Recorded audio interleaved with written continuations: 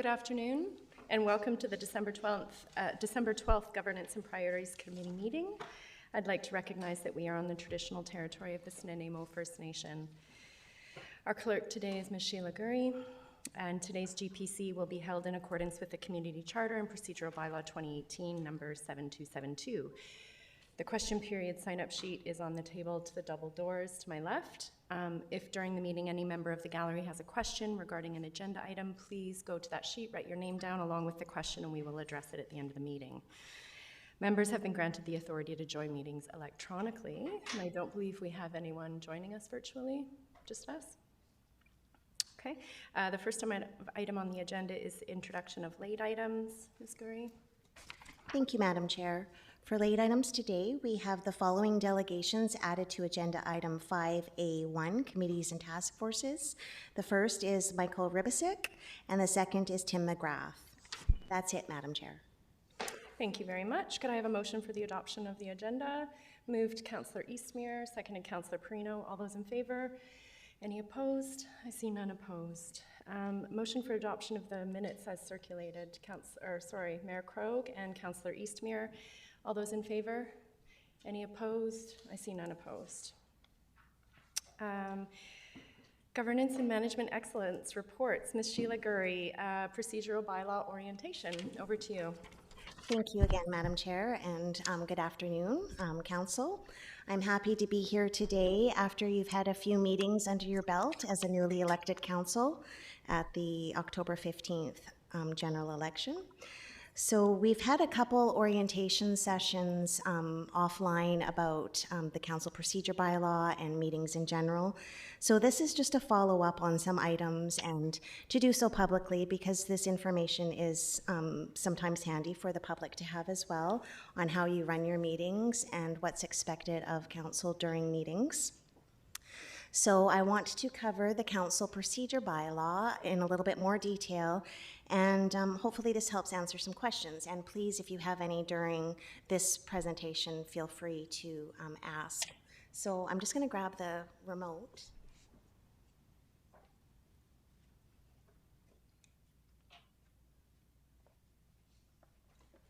Sorry about that. So an overview of today's agenda for this item is meeting basics, conduct and decorum, presentations, delegations, motions, minutes, notice of motion, and question period. So some key headings in our procedure bylaw that we'll go over, and again, any questions, please feel free to ask. So what kind of procedures are covered in the bylaw? So the procedures for all City of Nanaimo meetings. So this includes your council meetings, today's Governance and Priorities Committee meeting, and other committee meetings is what is covered in the procedure bylaw. Council meetings, who does this apply to? And I've skipped ahead a page here. It applies to all members of council and committees. And what if something isn't covered in the bylaw? Then Robert's Rules of Order apply in cases not provided for under the procedure bylaw. And is there any other legislation we need to follow? The Community Charter, and where applicable, the Local Government Act as well, but mostly it's the Community Charter that applies to our council procedure bylaw and the procedures of our meetings.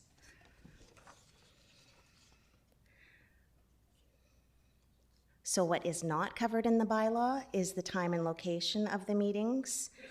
This is done separately with a key date calendar, which you just adopted at your last council meeting. This is a requirement under the Community Charter, and so this isn't covered in the actual bylaw, but it is a requirement under the legislation.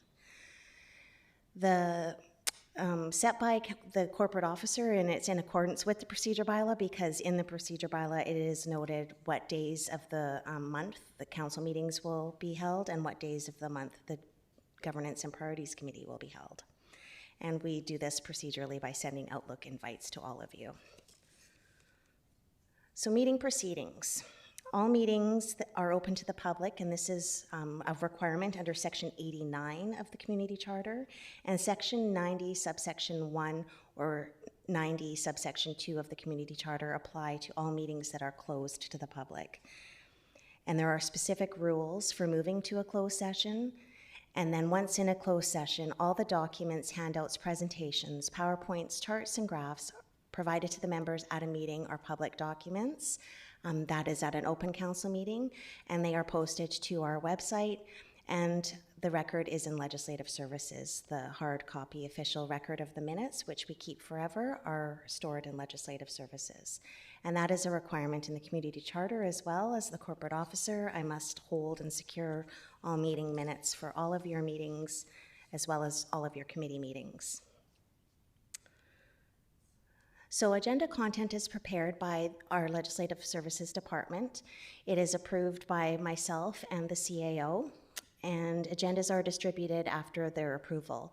So the content comes from legislative matters, matters of development permits, matters that council has asked staff to prepare.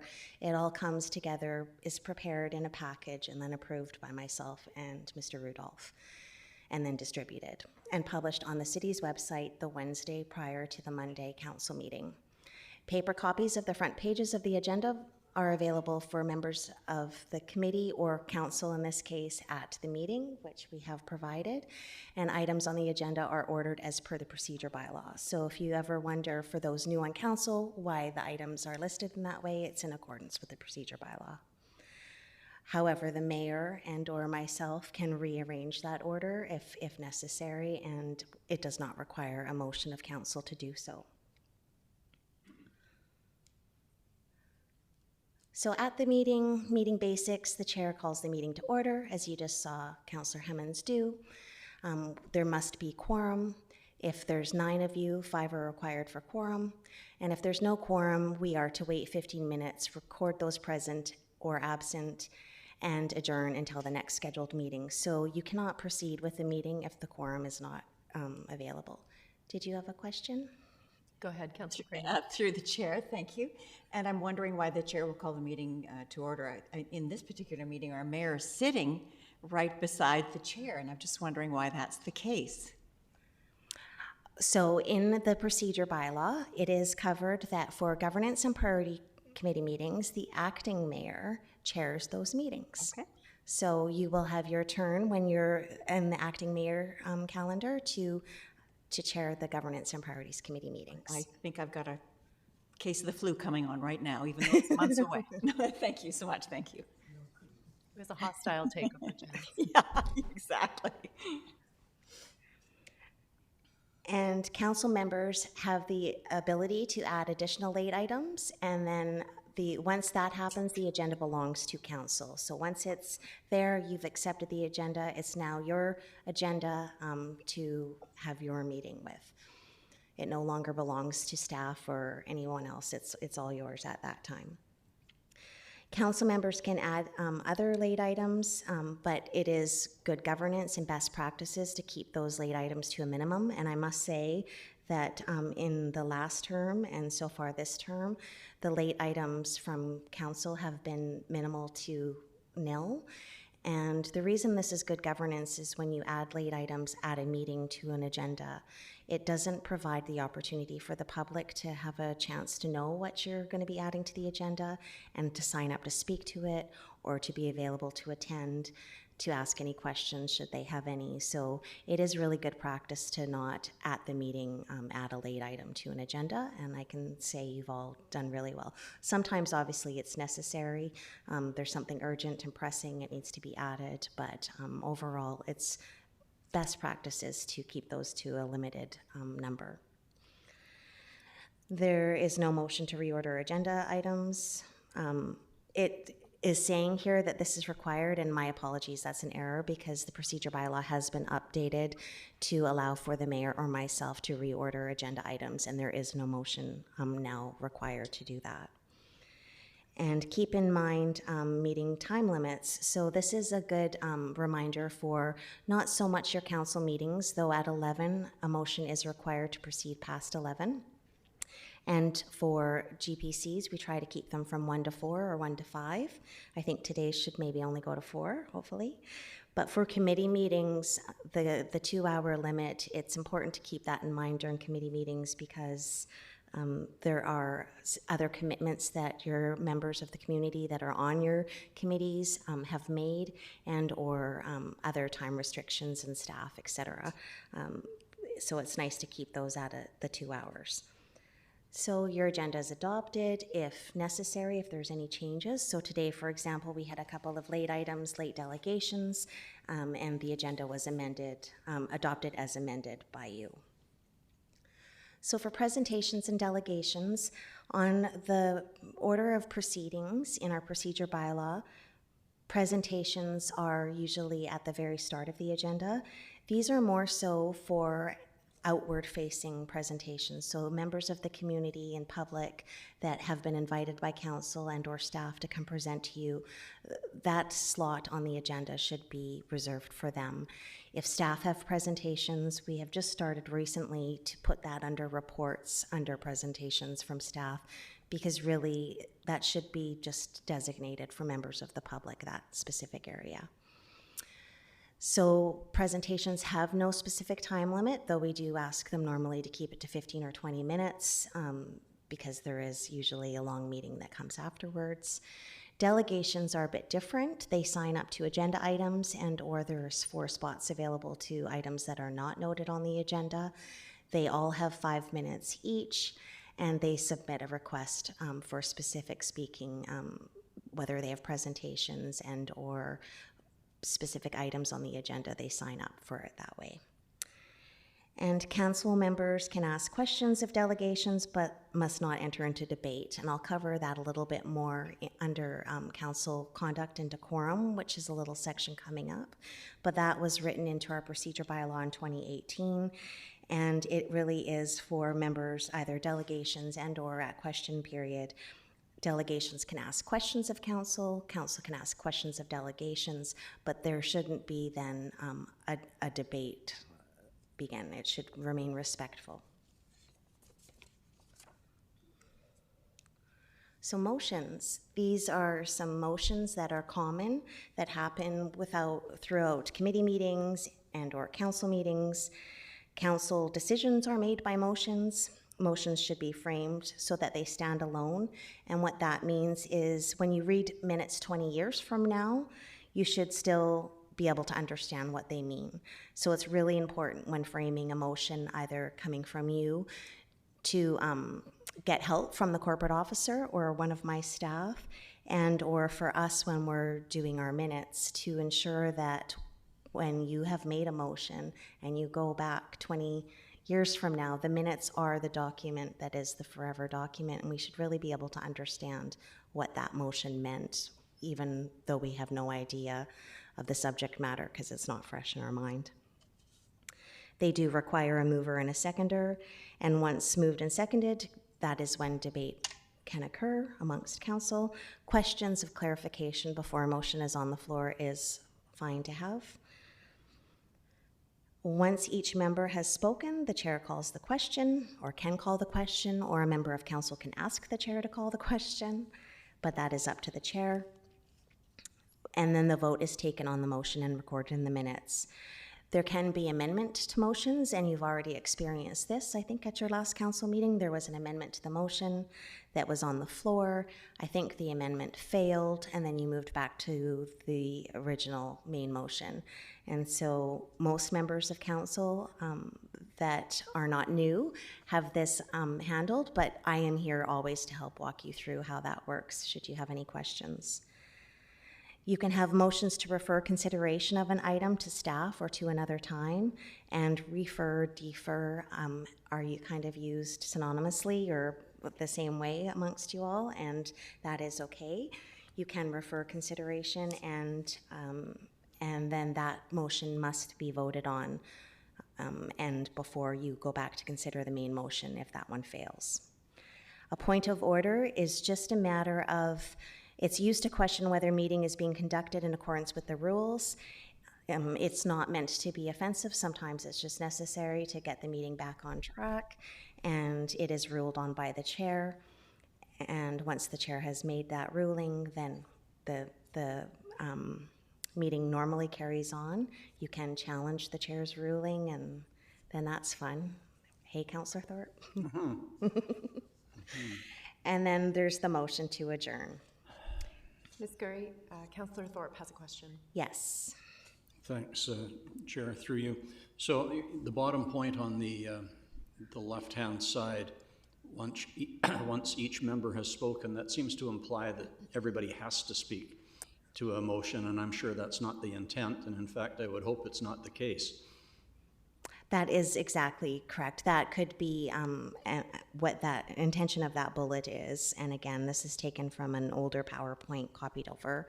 Maybe should have done a better job reading, but the intent behind this, and it deserves some clarification for new members of council, is that once you've all had a chance to speak, if you choose to speak, you do not have to. You're absolutely correct. So members of council do not have to talk on every single motion on the floor. In fact, I would discourage that. If another member or fellow member of council has covered your points and or said all you need to say, or sometimes you feel you don't have anything to say, you do not have to. It is more meant in this presentation and in this bullet to once you've spoken and said your piece, you shouldn't have to speak again and again and again. So the chair would normally call the question once he feels you've all said everything that you need to say. And again, he does not need to call the question. It is his call, and or one of you can ask him to call the question. Thank you. And if I may, because there's some slight differences between our procedure motion or procedure bylaw and that at the regional district. Speaking to a motion which is on the floor, is a member limited to the number of times they can speak and to the length of time they can speak? Yes, thank you, Madam Chair. Through you to Councillor Thorpe. Yes, it actually is noted in our procedure bylaw how many times a member can speak. I think it is twice, and you have a time limit on each time you can speak.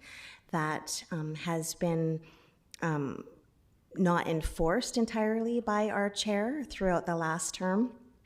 And I think it is more of a judgment call for the chair. I don't see many abuses of this portion of our procedure bylaw, but it is outlined in our procedure bylaw. Thank you. And our mayor does an excellent job chairing meetings, but I just thought I would draw that to his attention.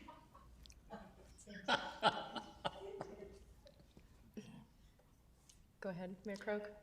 If I may respond through you, Chair, to Councillor Thorpe, let me just say the hint you have given me has been given by others, and I think in light of the last few meetings, I may well be a little harsher.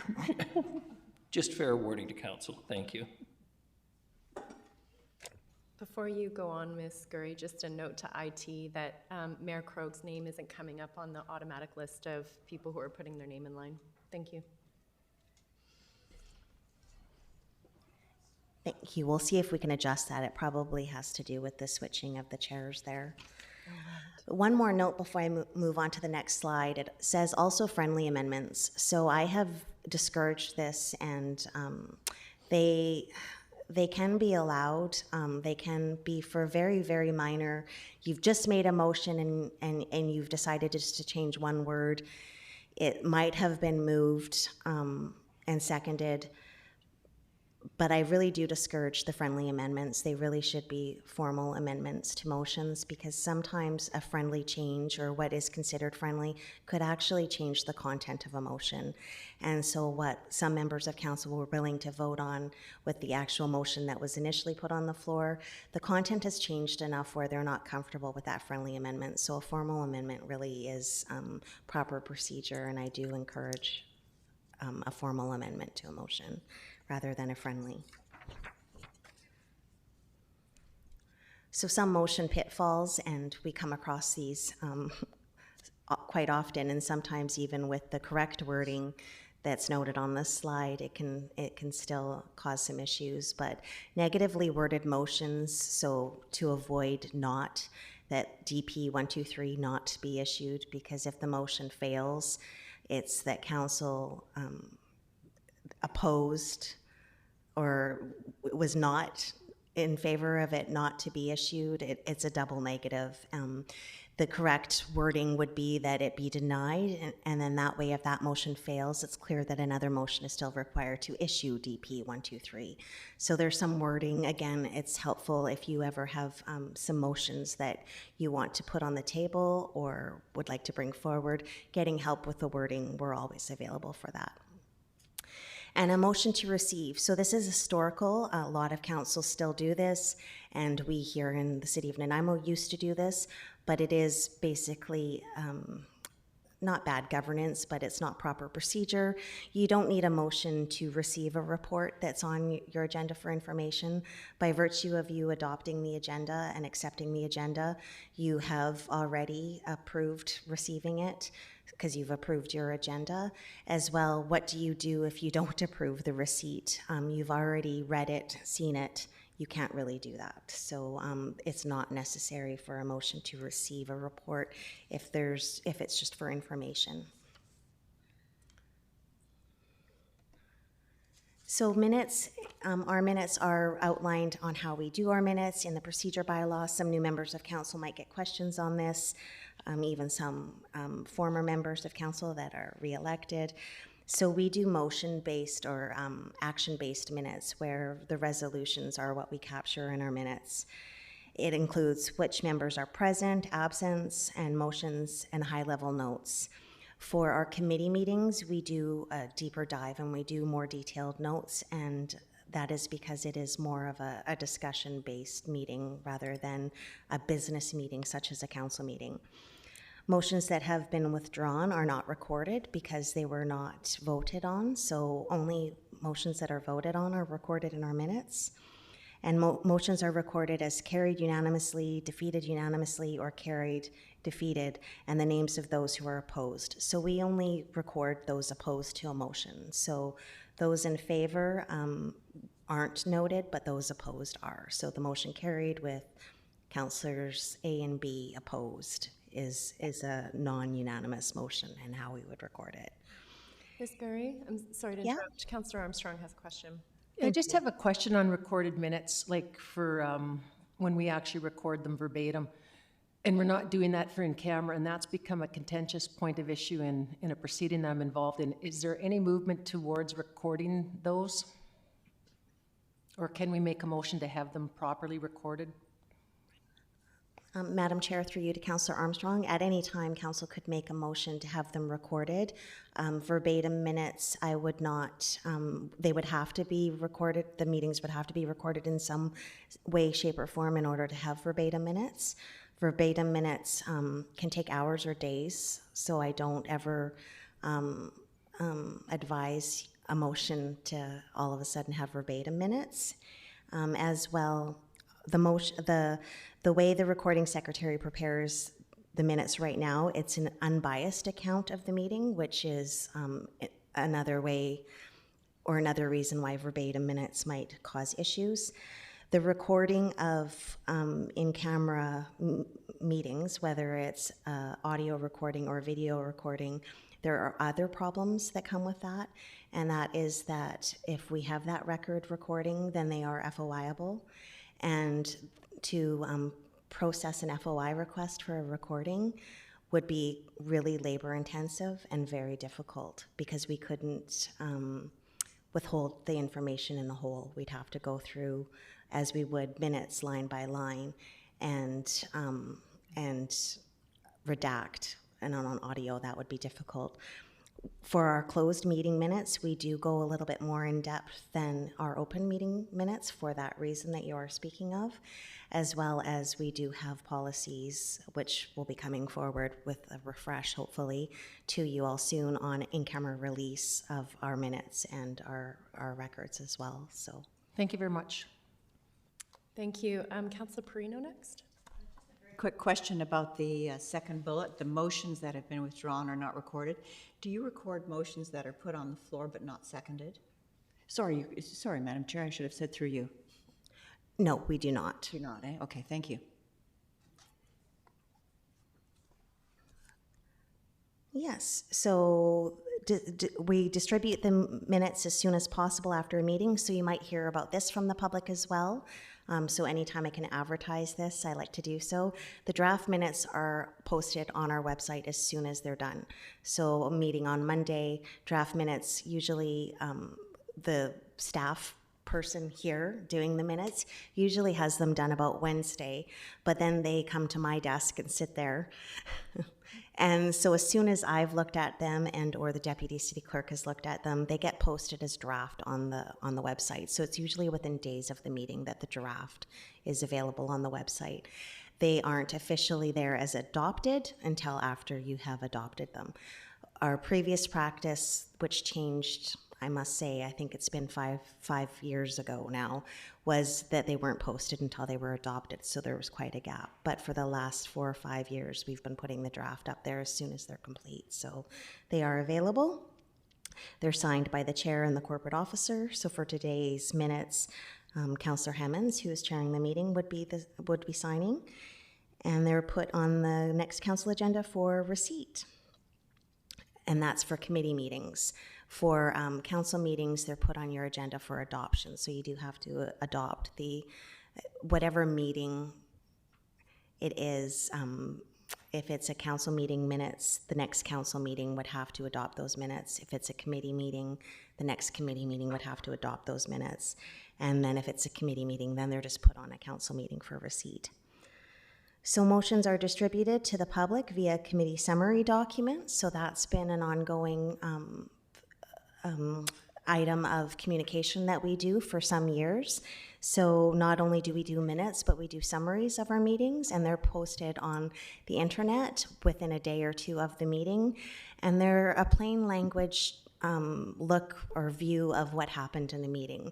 So they're less technical than minutes, and they're trying to engage and let the public know in a different way what went on at your meetings. So I think they've been very valuable. And as well as that, we obviously, as I said, we're the official keeper of the permanent records of the meetings in legislative services. Ms. Gurry, there's a couple of questions. Councillor Gesselbrock? Thank you, Chair. Through you. I was just looking through the meetings, and it's just out of curiosity, but it only says that a motion's put forward and whether it's carried and how it's carried. You don't record the mover and the seconder. Okay. And is that for any particular reason, or? Procedurally, it's not necessary. So if it's been moved and seconded, if it's been voted on, it's been moved and seconded. So no, we don't need to record that procedurally. And we do here. So while the debate is occurring, sometimes it's necessary to know who moved and seconded it. So if you want to withdraw a motion or amend it, like who made the motion in the first place. So here during the meeting, we record that, but we don't record it in our minutes. Cool, thank you. Councillor Armstrong? Sorry, I should have asked you this during motions. Just following a contentious issue in another community where the mayor refused to allow a notice of motion. Is that the case here, or? Through the chair to Councillor Armstrong, no. Once the agenda is on the table, council can make a notice of motion. We do have a policy on notices of motion that was adopted by you, I think, in 2019 or 2020. I have it with me, I can look.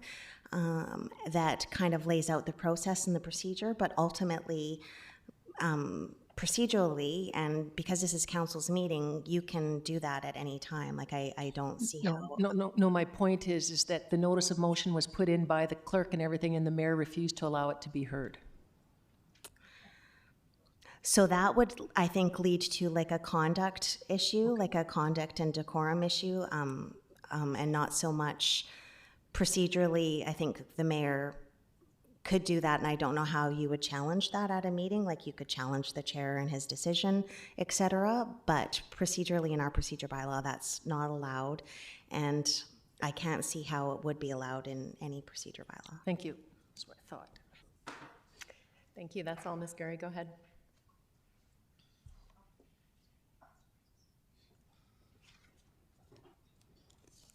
Okay. Notice of motion, so we were just talking about that. So we do have a policy, and it was adopted in 2019, October 21st, 2019, and it basically lays out and is very similar to what is included in your procedure bylaw. It asks council members to identify their topic, their desired outcome, and how the resolution adheres to guiding principles in the 2019 to 2022 strategic plan. So I can see this policy needing an update once this council adopts a new strategic plan, when they do so. So basically, the reason for this policy is to try to remind members of council that when they do want to bring an item to council, a new item of business, is to keep in mind how that applies with your current priorities and strategies that you want to achieve in your 4-year term. So if you bring something that's going to cause a lot of workload and or take staff off of working on their current projects, does that align with your strategic plan and the goals that you want to achieve during your term? So it kind of it asks you to include your desired outcome and what you wish to achieve. If it's a staff report, et cetera, what should staff be working on? So to get an item on the table, for those of you that are new, you could do a notice of motion. You do have the ability to do a motion at any time. It does not need to be a notice of motion. Though again, for the same reasons as late items, it's good governance to give a heads up to the public that you're going to be bringing forward a motion. So should they wish to participate or be here when that motion is actually made and debated and discussed, they have an opportunity to do so. But sometimes, again, it's necessary that you want to just do one here now and at the table. That is allowed, but we do prefer a notice of motion, and we prefer that you, of course, first talk to the mayor and or myself or Mr. Rudolph. We can help. Sometimes we're bringing it forward anyways, so sometimes you want us to talk about something that's going to be on the agenda in 2 weeks' time, so it's not necessary for you to do a notice of motion. Sometimes it's completely out of our wheelhouse or our jurisdiction that legally we're not allowed to do anything. So it's always good to touch base with myself, the mayor, Mr. Rudolph, before bringing it forward. Then we can help you with the wording. We can help, the motion to stand alone, and then it would show up in the agenda, the next agenda under notices of motion.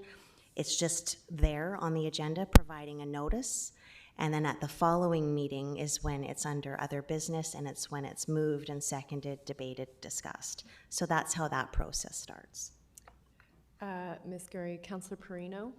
Thank you, Madam Chair, and through you, I'm just wondering, when would you put a notice of motion on? At what point, where in the agenda would you put that on? Would beginning, the end, doesn't matter?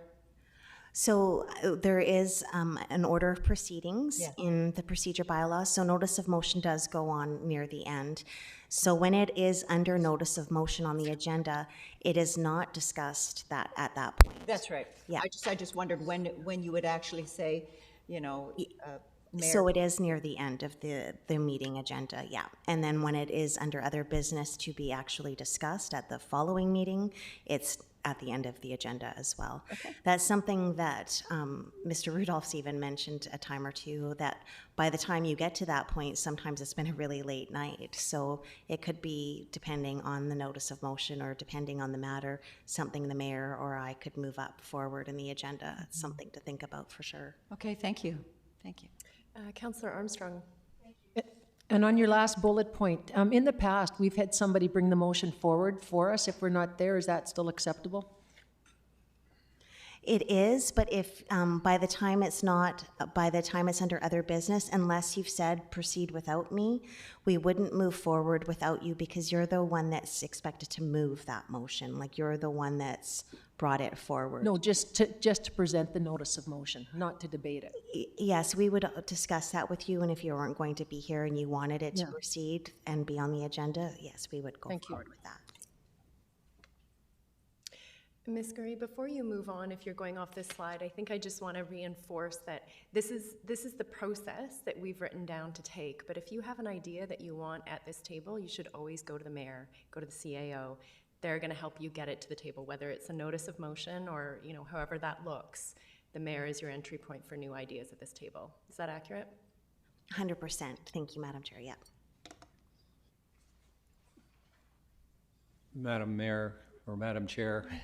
Just this is the formal side of bringing items to council, but there's sort of a less formal way, and I think the previous council found this could get into your GP conversation as a place to identify and park items for discussion. So I think there was an appetite early on in the last term to identify issues where a member of council would like to have a conversation with the rest of council, and we're looking for a venue to do that in a sort of a committee format, less structured. And that's still a possibility. So this is the very formal end of it. And sometimes this is a tough one for other members of council as well, because if they didn't know this was coming, this is sort of puts them, I guess it gives them notice, but there is a place to create a parking lot of topics and have a workshop about priority topics or just things that come up. They could be relatively small, and I think there is potentially a role for the Governance and Priorities Committee or whatever comes out of the conversation in terms of what you'd like to do, to have that kind of place where you could have those conversations. And so there's sort of another venue to do that. Thank you.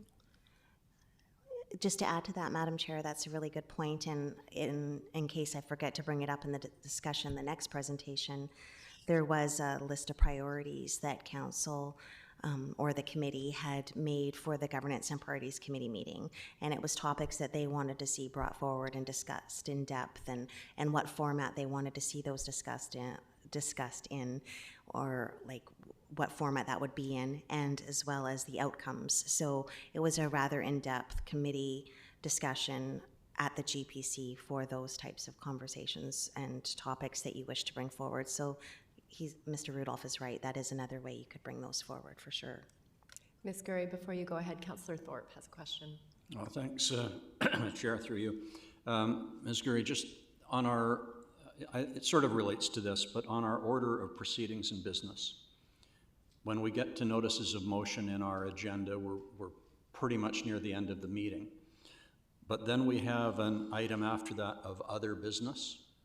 And I think this deserves clarification, because on a former council, we had people who thought this was an opportunity to just bring forward any topic that was on their mind that they felt was important to talk about. But in fact, other business relates to business which has already been added to the agenda in the form of late items, presumably. Am I correct there? Yes, absolutely. Through the chair to Councillor Thorpe, thank you for bringing that up, because that is a misconception. And I know some places, I think even the regional district has new business, which is slightly different. So yes, other business on our agenda and order proceedings isn't just for whatever you feel like bringing up at the end of a meeting. It is for those items that would be added as late items by you, and or another item that needed to be walked onto a meeting that day, and or a notice of motion that has been at the preceding meeting in the agenda as a notice of motion. It's for those matters. It's a placeholder for those matters. Thank you. And those would have been approved when the agenda was approved. 100%, yes. Thank you. Thank you, Ms. Gurry. Over to you. Thank you, Madam Chair. And finally, I think we have question period. So question period has been, as long as I've been doing this job, it's been a thing. So with the procedure bylaw update, we rescinded the previous one and created a new one in 2018. We had an engagement session where question period was a part of that. We've had this discussion with previous council and previous council, and it is a part of the agenda where members of the public don't have to sign up. They can just be here in attendance and participate by being here, and they want to ask a question about an item that was on the agenda, and normally it relates to a decision you've made. So they want to get up to the podium. They need to specifically keep it to an agenda item topic. Otherwise, it could turn into not council's agenda. Council adopted their agenda. So it needs to relate to items on the agenda. And they can ask questions about how you voted, a certain way you voted. Its original intent back in the day when it first appeared in our procedure bylaw and as part of the agendas here at the City of Nanaimo was for media. So it was back in those days where media would get up to the podium and ask questions of council and their decisions for their stories that they were going to write. And then it progressed into absolutely no media and members of the public being able to ask their questions. So there was some rules placed around it in the previous council, because a lot of those coming up to ask questions weren't actually asking questions. They were using it as a platform to express their views, good or bad, sometimes in not the greatest decorum to council. And so there was some rigor put around that, and then eventually decorum and debate, and proper decorum and debate was written into the procedure bylaw to help facilitate some of the behaviors around some of those asking questions. So some municipalities don't have question period. Some do, and do it at different times. And when we were asking the public what they thought, some of them wanted it at the start of your agenda, some of them wanted it at the middle. But again, to the intention behind question period, if it's to ask questions about your decisions, I don't know how you would do that at the start of a meeting. So it's completely council's purview. It would require a procedure bylaw change, but that is the history around question period. And again, with the attendance we have in the virtual world we live in, maybe it's not necessary anymore, though I think it's one of those items, politically probably for you all, that once you have it, it's quite hard to not have it any longer. So it's just, that's the intention behind question period. It's a part of our agenda packages and part of our procedure bylaws, so I wanted to bring that forward and give you that history and see if you had any questions about question period. I don't see any questions, Ms. Gurry.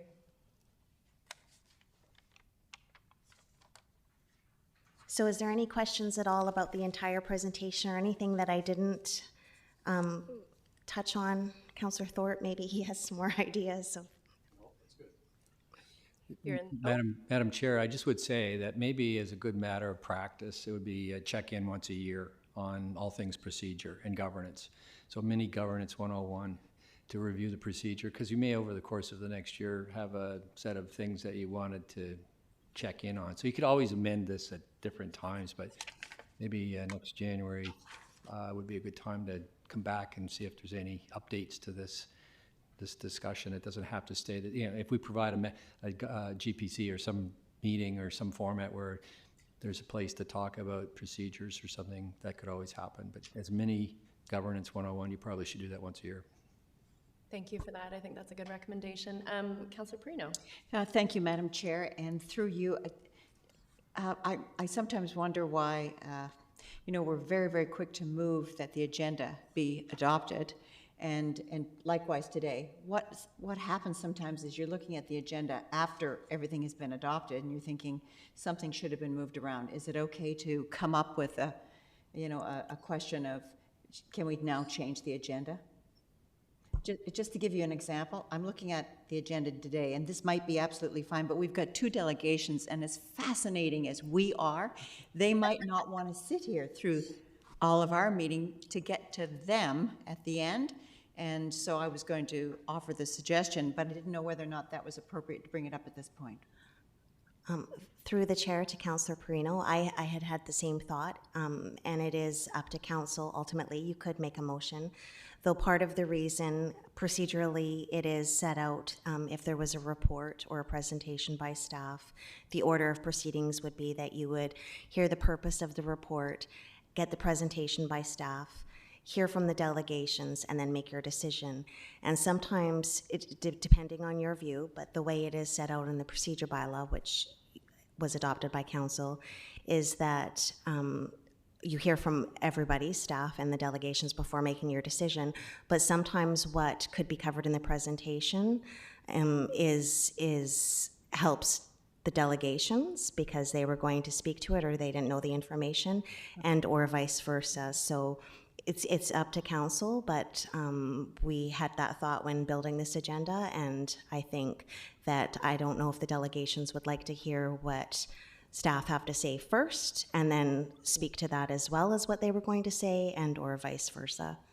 Well, and through you, Madam Chair, I thought of it because of our delegations being at the end of the meeting, but I just wondered, is it okay at any time during any council agenda can we suddenly make a change once the motion has been, once the motion for the agenda has been adopted? Is it okay to come back and say, let's move this around? Can we just do it by vote? Through the chair to Councillor Perino, yes, you can do that, yeah. Okay, good, thank you. And just a thought about those delegations, but that I'll leave with you. Absolutely. I think we have had practice in the past where we've bumped up delegations. For Yes. today's agenda, I had a feeling that our first report would probably be pretty short, so we're about to edge into the second one with our delegations. Before we go there, Mayor Krogh has a comment or a question. Thank you very much, and through you, Chair, I just wanted to thank Mr. Rudolph for his suggestion. As I remind everyone, when the previous council was elected, 7 of 9 of us had never sat around a council table before. Councillors Armstrong and Thorpe were the old hands, and one of them had 1 term and the other had half a term. This time round, we only have 2, what I will call completely fresh members. Councillor Perino certainly brings considerable experience to this. But having said that, I think the concept of looking at this in 6 months is very timely, because it's rather like learning how to drive a car. If you're told how to do it and you're given a lesson, that's one thing. But when you actually get in the car and drive it for a few months, your views about it and what you may or need to know or not know are different. And I just think that would be extremely useful. We're going to get on to another section, so I'm not going to make remarks that are inappropriate having regard to this section, but I also just want to thank Ms. Gurry, as always, for taking us through this again. It never hurts to have a refresher if you're experienced, and even more important to have it if you don't bring the experience to it. There's always something for every one of us to learn, and for the public to learn as well about how to conduct themselves in front of council, and what may, how shall I say, lead to productive meetings and less acrimony. Thank you. Thank you, Mayor Krogh.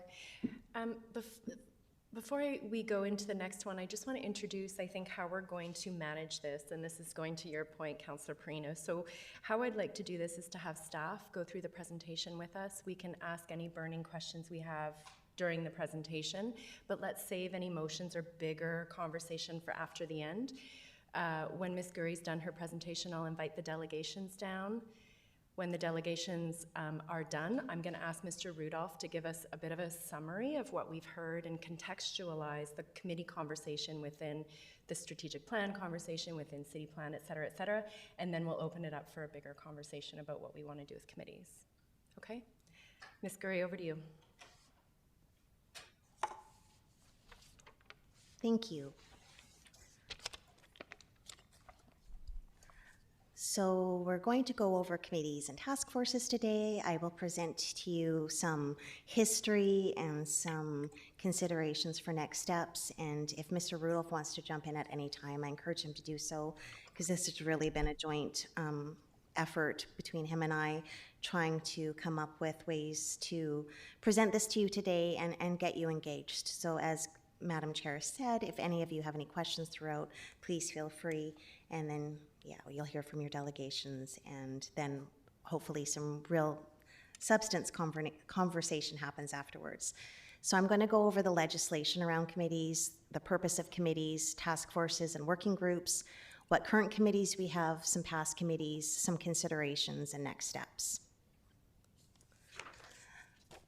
So the legislation around committees, the community charter lists what committees are and the authority around both of them. So the community charter, section 141, standing committees of council. So the mayor must establish standing committees for matters the mayor considers would be better dealt with by committee, and must appoint persons to those committees. At least half the members of a standing committee must be council members, and subject to subsection 2, persons who are not council members may be appointed to a standing committee. So there is very few, if any, standing committees that I have seen where there are members of the public appointed to. I would consider possibly our finance and audit to be a standing committee, because it includes all of you, and or the governance and priorities committee contains all of you. So they could be considered standing committees, and or they are standing committees, and that over half of the members are members of council. Select committees, on the other hand, is where a council may establish. So a council has the ability to strike committees as long as it's a unanimous or majority vote, pardon me, may establish and appoint a select committee to consider or inquire into any matter and to report its findings and opinion to the council. At least one member of a select committee must be a council member, and subject to subsection 2, persons who are not council members may be appointed to a select committee.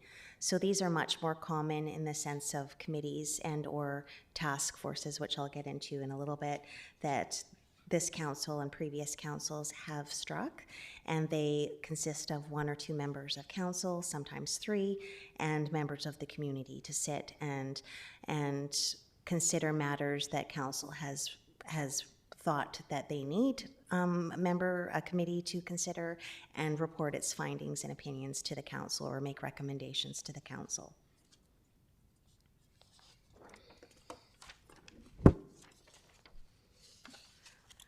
One thing I will note, the community charter, and I think I'll note this a little bit later, there's a section in the community charter where council can establish a bylaw that gives powers to a committee and or a commission and or either a standing or select committee. And previously, and I'll go over this in a little bit, committee of the whole had those powers allowed to make decisions where they didn't have to be recommendations to council. The committee itself could make those decisions, and it didn't need a council motion. So they could do most things except for passing bylaws. Oops. I'm trying to go back. Oh.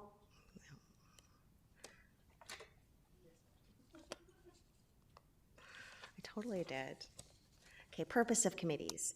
So committees are usually struck by council and established to support council's priorities and strategic plan. So in one of our earlier sessions, we had like a kind of governance cycle, and it would have your city plan and your vision for 25, 30 years, and you would go into, okay, out of that vision that the community has established and the council wants, what do you as a council want to achieve during your 4-year term? So really when I think of just as an observer of council coming up with a strategic plan, I think your vision really should be of what do you want to accomplish during your 4 years? And that's really what a strategic plan should be. What are your strategies? It doesn't need to be called a strategic plan. It could be called, what are council's priorities over the next 4 years, and what would you like to accomplish in your term? And from that, if there is work that needed to be done, it would go into, okay, council wants staff to have these certain things done in their work plans to achieve council's goals. They want to strike committees to help to achieve their work and goals, etc. And it should all flow, and kind of one thing should lead to another and not be ad hoc and or not aligned with one another. So it ensures good governance by reviewing policies, plans, and providing feedback and advice. That is what a committee could do, should one be struck. It provides opportunities for in-depth conversations on a variety of topics, and this could just be simply to have some engagement involved in committees. It makes recommendations to council, and or they could be used to fulfill legal obligations and provide support for collaboration. So some examples is our design advisory panel, our board of variance, our SD 68 sports field and rec. They're for other legal obligations. We have agreements, we have legislation requirements. So those other things are used for those types of issues. So some history around the Governance and Priorities Committee. It was a new and enhanced way of doing governance that the previous council decided to give it a try. The intention of it was to be the focal committee of council to allow for in-depth discussions and debate on a variety of topics. I'm not sure if it ever really got to where you first envisioned it, and I'm not sure if it could exactly get to where it makes all of council happy, but it was meant to be the focal committee. So one of the original intents behind it was, in place of committees, to have the Governance and Priorities Committee. Some of the agenda, well, the agenda is right now, even today, with its headings around the 4 pillars of the strategic plan of the previous council. And or it could be used and revamped to allow for in-depth discussions on a variety of topics, as mentioned up here, that were your priorities and or to achieve the work you wanted to achieve. So they are basically, this way of doing governance was to replace the committee of the whole, which I think I was going to talk about in a little bit, but I'll talk about it now. So historically and in most municipalities, yep. Sorry, my mic was turned off. I'm sorry to interrupt you. Councillor Perino has a question. And thank you, Madam Chair, and through you, I think that you were probably about to talk about it. I'm used to the Committee of the Whole, right, that old committee, and it was the opportunity actually for staff to go through different programs and projects they were involved in and keep council up to date with what was happening. Do you have any type of a committee like that, or has that been changed over to the Governance and Priorities? Thank you, Madam Chair, through you to Councillor Perino. So that typically has been what the Governance and Priorities Committee has been, but maybe to an extent that wasn't what was at first envisioned by Council of the day. It was maybe to do something different. But because, as the Mayor had noted earlier, 7 out of 9 members of Council were new in the 2018 election, that a lot of it was updating from staff and education and going through in-depth projects and those types of things. So given that answer, is this then the place that allows staff to go through projects with council? I just haven't seen it yet. It's just early days, so I just wondered, when does staff get their opportunity to go through their projects and what is happening in their departments? So we have a couple avenues that we do that. This is definitely one of them. Finance and audit is another committee where that happens a lot with capital projects and budget type topics. But governance and priorities historically, since it was created, because it is newly created, has been where that does happen. But some of what council had visioned or envisioned, and please correct me if I'm wrong, I think some of it was to do governance a little bit differently and have more roll up your sleeves discussions amongst you and not hear from staff so much, at least not after a while. So it was more getting those ideas on the table, engagement, and working as a group on priorities that you wanted to see. So historically, back in I think up until 2011 or 12, the City of Nanaimo had a Finance Policy Committee of the Whole. So we didn't have a Finance and Audit Committee. So we had Finance Policy Committee of the Whole. We didn't have a Committee of the Whole meeting, it was that. And it was originally established to discuss finance and policy matters, the opposite Mondays to council meetings. And it was delegated the authority under the community charter, like I was just speaking to make decisions that didn't need to go to council for final decision, aside from making bylaws. But what happened is that Finance Policy Committee of the Whole eventually just turned more into a second council meeting. And then eventually, up until at about 2011 or 2012, they dropped the finance policy from the title and just called it Committee of the Whole. And so every Monday, there was a council meeting and then a Committee of the Whole meeting that was basically another council meeting. So it was very heavy council decisions. None of the Committee of the Whole decisions went to the council meeting because they didn't need to. They made all the decisions. So then during not last term, but the previous term, it went back to a more traditional Committee of the Whole where the delegation of powers bylaw was rescinded, and it became more of a running things by council prior to it going to council meetings. So a little bit of what you're talking Much more about. like that, yes, much more like that. Yeah, so that's how it was originally intended. The Governance and Priorities Committee then became this new form of governance. We had a facilitator, Mr. George Cuff, Yes. come in and talk to us about this. This was a new way of doing things, and yes, with it intended to be a focal committee. So rather than having a committee struck for every item that council wanted to work on, to deal with it at this table instead, and leave council matters and business to council, Separated, the council table. yes. So that's a little bit of the history behind that. Yeah, thank you. And then the committees should be created based on need and in accordance with the council strategic plan. And as I said before, it doesn't need to be called a strategic plan, but it's council's strategy or council's goals for their 4-year term. And so a report done back in the day that I'll talk about a little bit more. In 2013, there was a consultant hired and came out with a governance report known as the Watson Report.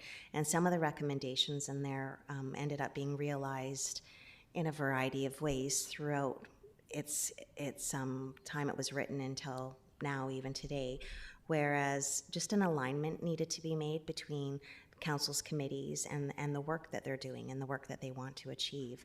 Whereas prior to, say, 2014, in that term, a lot of committees were struck at an ad hoc basis for no real alignment to council's strategic planning and or council's work or staff's work. So it just they were randomly struck. So it's an alignment and good governance.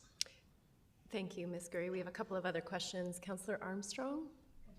I just wanted to say to Council Perino that actually the GPC, from my perspective, was struck to get more community involvement, and it's done the exact opposite. So I'll be bringing that further up for discussion to actually remove it. Thanks. Thank you, Councillor Armstrong. Councillor Gesserbrock? Thanks. Yeah, just a comment on the Governance and Priorities Committee. Yeah, from my perspective, I think it's been very useful, and it's a very flexible committee, and depending on the chair and council mayor initiative is dependent on what it looks like. You know, a lot of times when there's larger policy focuses, there is a gulf in information. So it's an opportunity for staff to be able to present to the councillors to fill them in before they start, throwing down motions. And it's also an opportunity, should council members, there's always a section on the agenda, if council members wish to bring forward a particular topic, can request that, and it allows staff time to provide information and also the forum to discuss it. And then depending on the nature of the topic and coordination through the chair, the community input can be requested. So staff can go out and reach out to community members. So there was one moment when I think maybe Councillor Hemmons was chairing, but the neighborhood associations, I can't remember, came and presented. So it really it's very flexible, and it just determined based on the initiative of council members requesting what they want and making that clear. And so I may disagree with Councillor Armstrong that it didn't meet its purpose. It's really driven up to us, and if we take initiative, it's a very flexible forum. And so I've been very happy with it, and I think that this council can really take it on and utilize it to its utmost potential should we choose to do so. So thank you. Thank you, Councillor Gesselbrock. Madam Chair, just a reminder that we're going to go through everything, and there was actually a placeholder to have a discussion around the good, the bad, and the ugly about GPC and all these other type of things. So we're going to come back to this topic again just to confirm what the expectations are. So don't worry, we'll be more to them. Yep. Thank you, Mr. Rudolph. So here's a sample structure where, as again, Governance and Priorities Committee is your focal committee where you could run things by. You could have task forces or roundtables, committees, and so this says sample structure, but ultimately through the 2018 to 2022 term, a lot of these roundtables, committees, task forces, online engagement did happen, and then the 4 pillars of the strategic plan: environmental responsibility, governance excellence, livability, economic health. Those all did kind of occur with the previous council. So what's the difference between a select committee or a committee and a task force and a working group? So a task force legislatively is exactly the same as a select committee, where it is struck by council.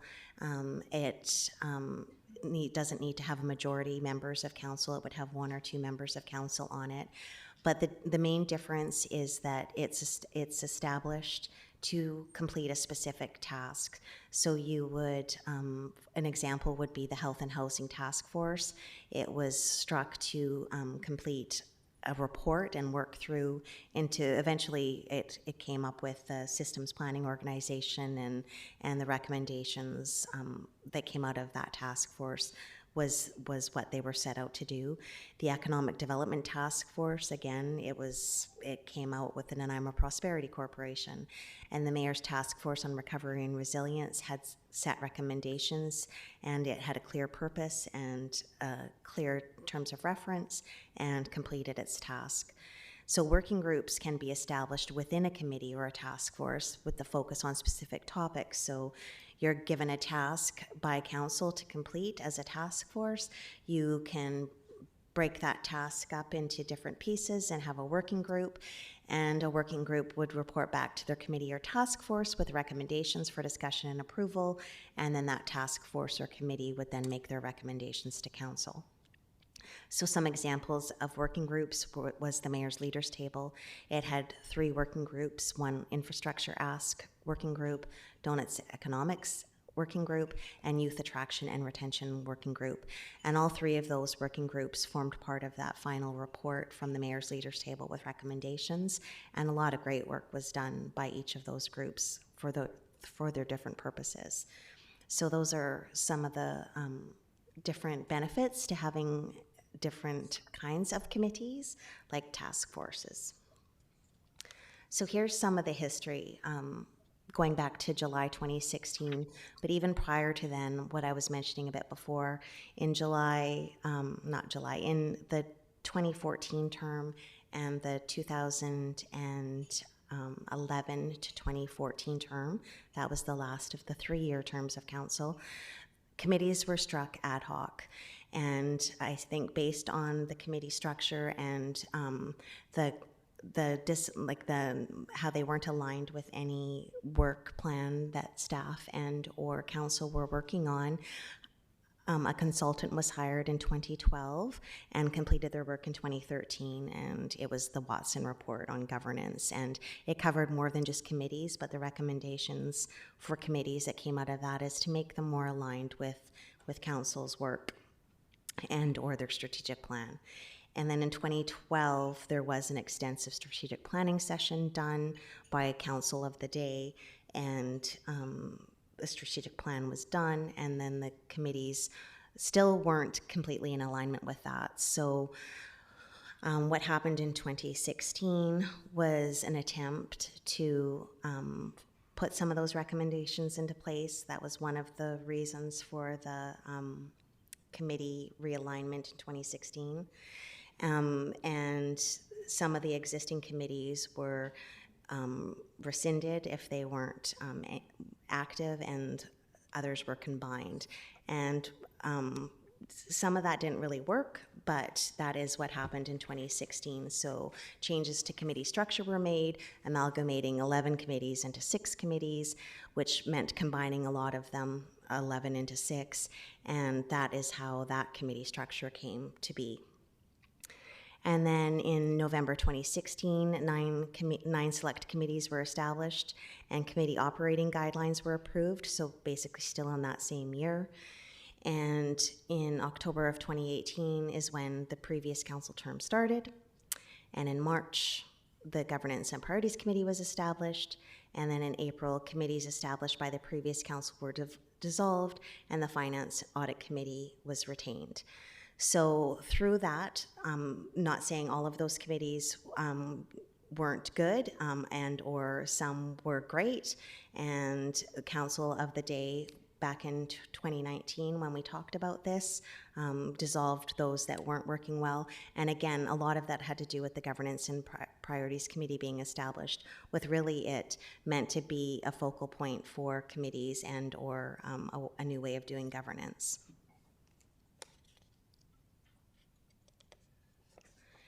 Then moving forward to May 6, 2019, the Environment Committee was established, and then the reason for its establishment, I think if I recall correctly, was even though the GPC was supposed to be a focal committee where you could discuss matters, there maybe was a need from council to have more in-depth conversations about environment and go farther and or take it into its own place and outside of the GPC committee. So it was established by council. Same with the Health and Housing Task Force. There was a need to spend some more attention and time and complete a task, so the Health and Housing Task Force was established. The Economic Development Task Force was established out of a need and again to complete a task in October of 2019. And in December, the Advisory Committee on Accessibility and Inclusiveness was established.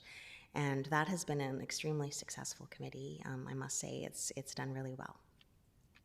May 5th, 2020, the Mayor's Task Force on Recovery and Resilience was established, and this came out of COVID and a need for leadership in Nanaimo and the Mayor to work with other stakeholders and those in community leaders that were really struggling and trying to recover from COVID and work on resiliency, and that was established and quite successful. And then from that task force, once it had completed its work, in April of 2021, the Mayor's Leaders Table terms of reference were adopted. So when you look at our current committees, we have the Finance and Audit Committee, which I think has ultimately been one of the most successful committees of council, and it dives deep into financial matters on a monthly basis. Any delegations or requests for financial aid or assistance goes to Finance and Audit, and you get to learn the budgeting process through that. There are open meetings, there's question period at those meetings as well, and ability for delegations to sign up and speak to items on the agenda and or request financial assistance or grants. We have our Design Advisory Panel, and I'm just going to get to that. This is strictly, it's a panel that looks over design, obviously, and it's an advisory committee to council made up of design professionals and members of the general public. The Design Advisory Panel reviews form and character development permits in relation to relevant design guidelines, good design principles, and conformance with the official community plan and related documents. So that is the purpose of that one. I'll go to the other ones. The Special District 68 Sports Field and Recreation Committee. It is to provide a formal collaboration and communication between the City of Nanaimo, District of Landsville, and Regional District of Nanaimo electoral areas A, B, and C in relation to the provision of sport field and recreation services within what is known as the Southern Community Recreation Services Area.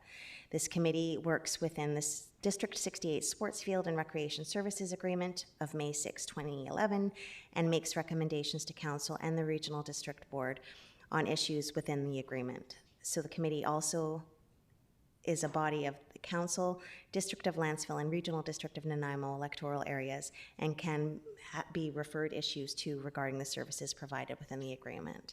So that's more of, because of that agreement, there is a need for that committee.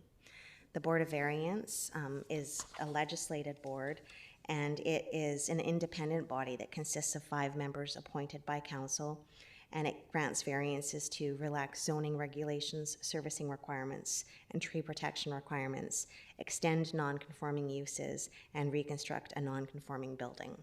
So those 3 exist outside of what council strikes as committees, etc., though appointments to the Design Advisory Panel and the Special District 68 Sports Field do come from council motions and recommendations.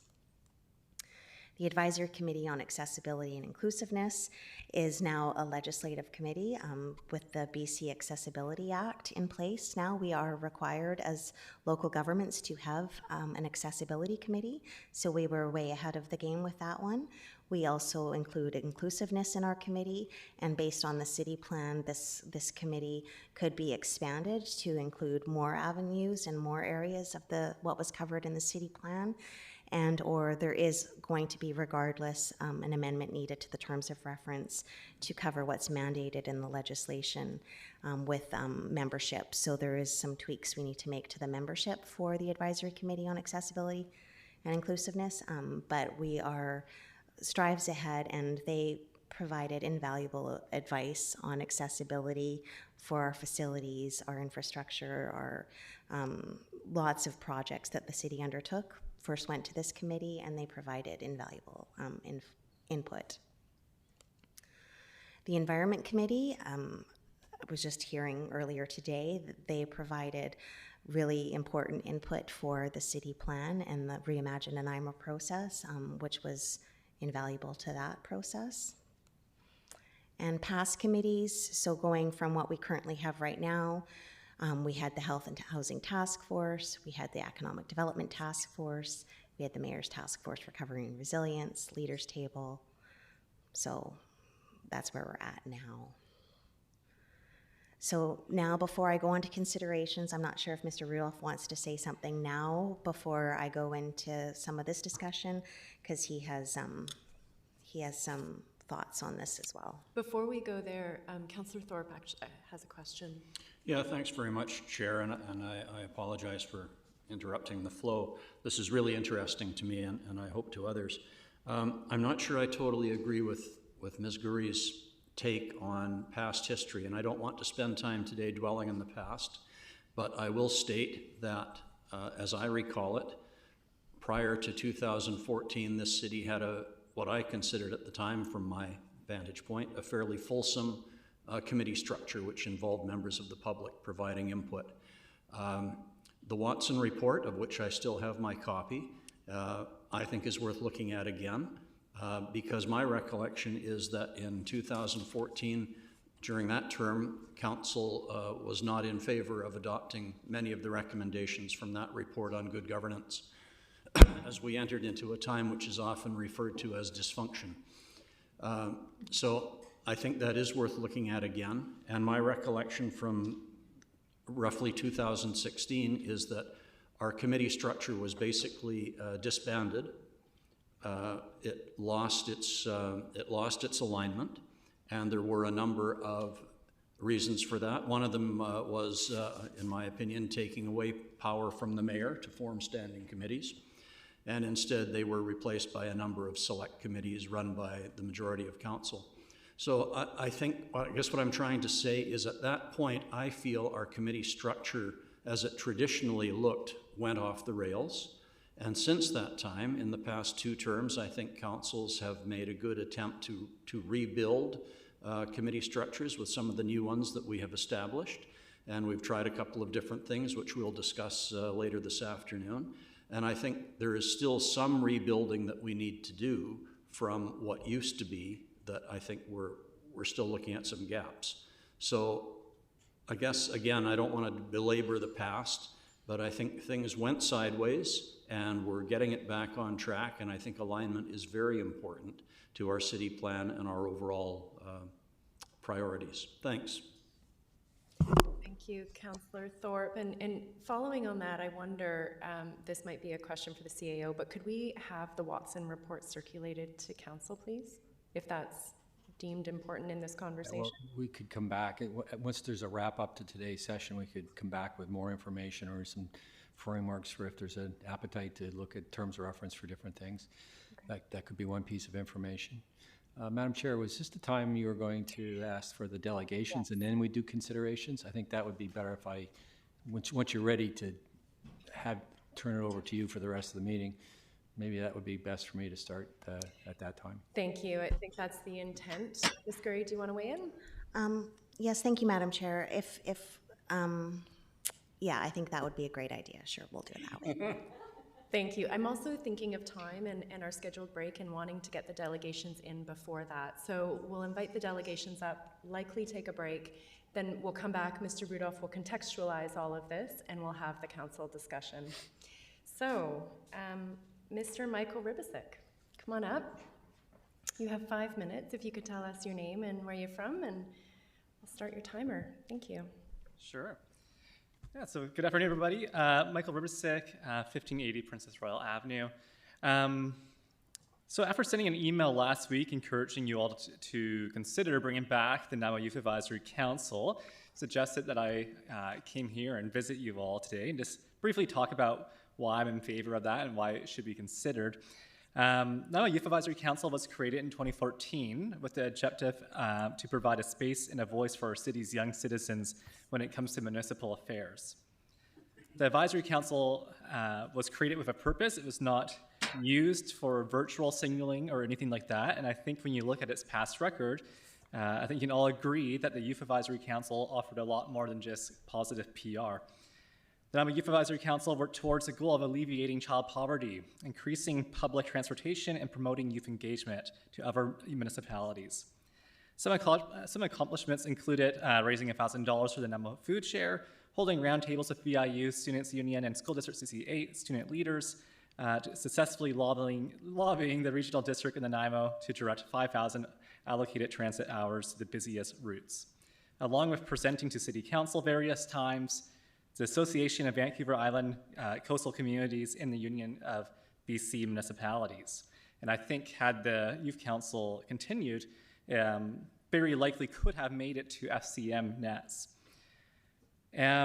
Youth Council was dissolved, well, not dissolved right away in October 2018, but after the last election, it wasn't brought back. And kind of a campaign kind of came forward. The previous council from 2011 to 2014, majority of them signed a letter encouraging last council to bring it back.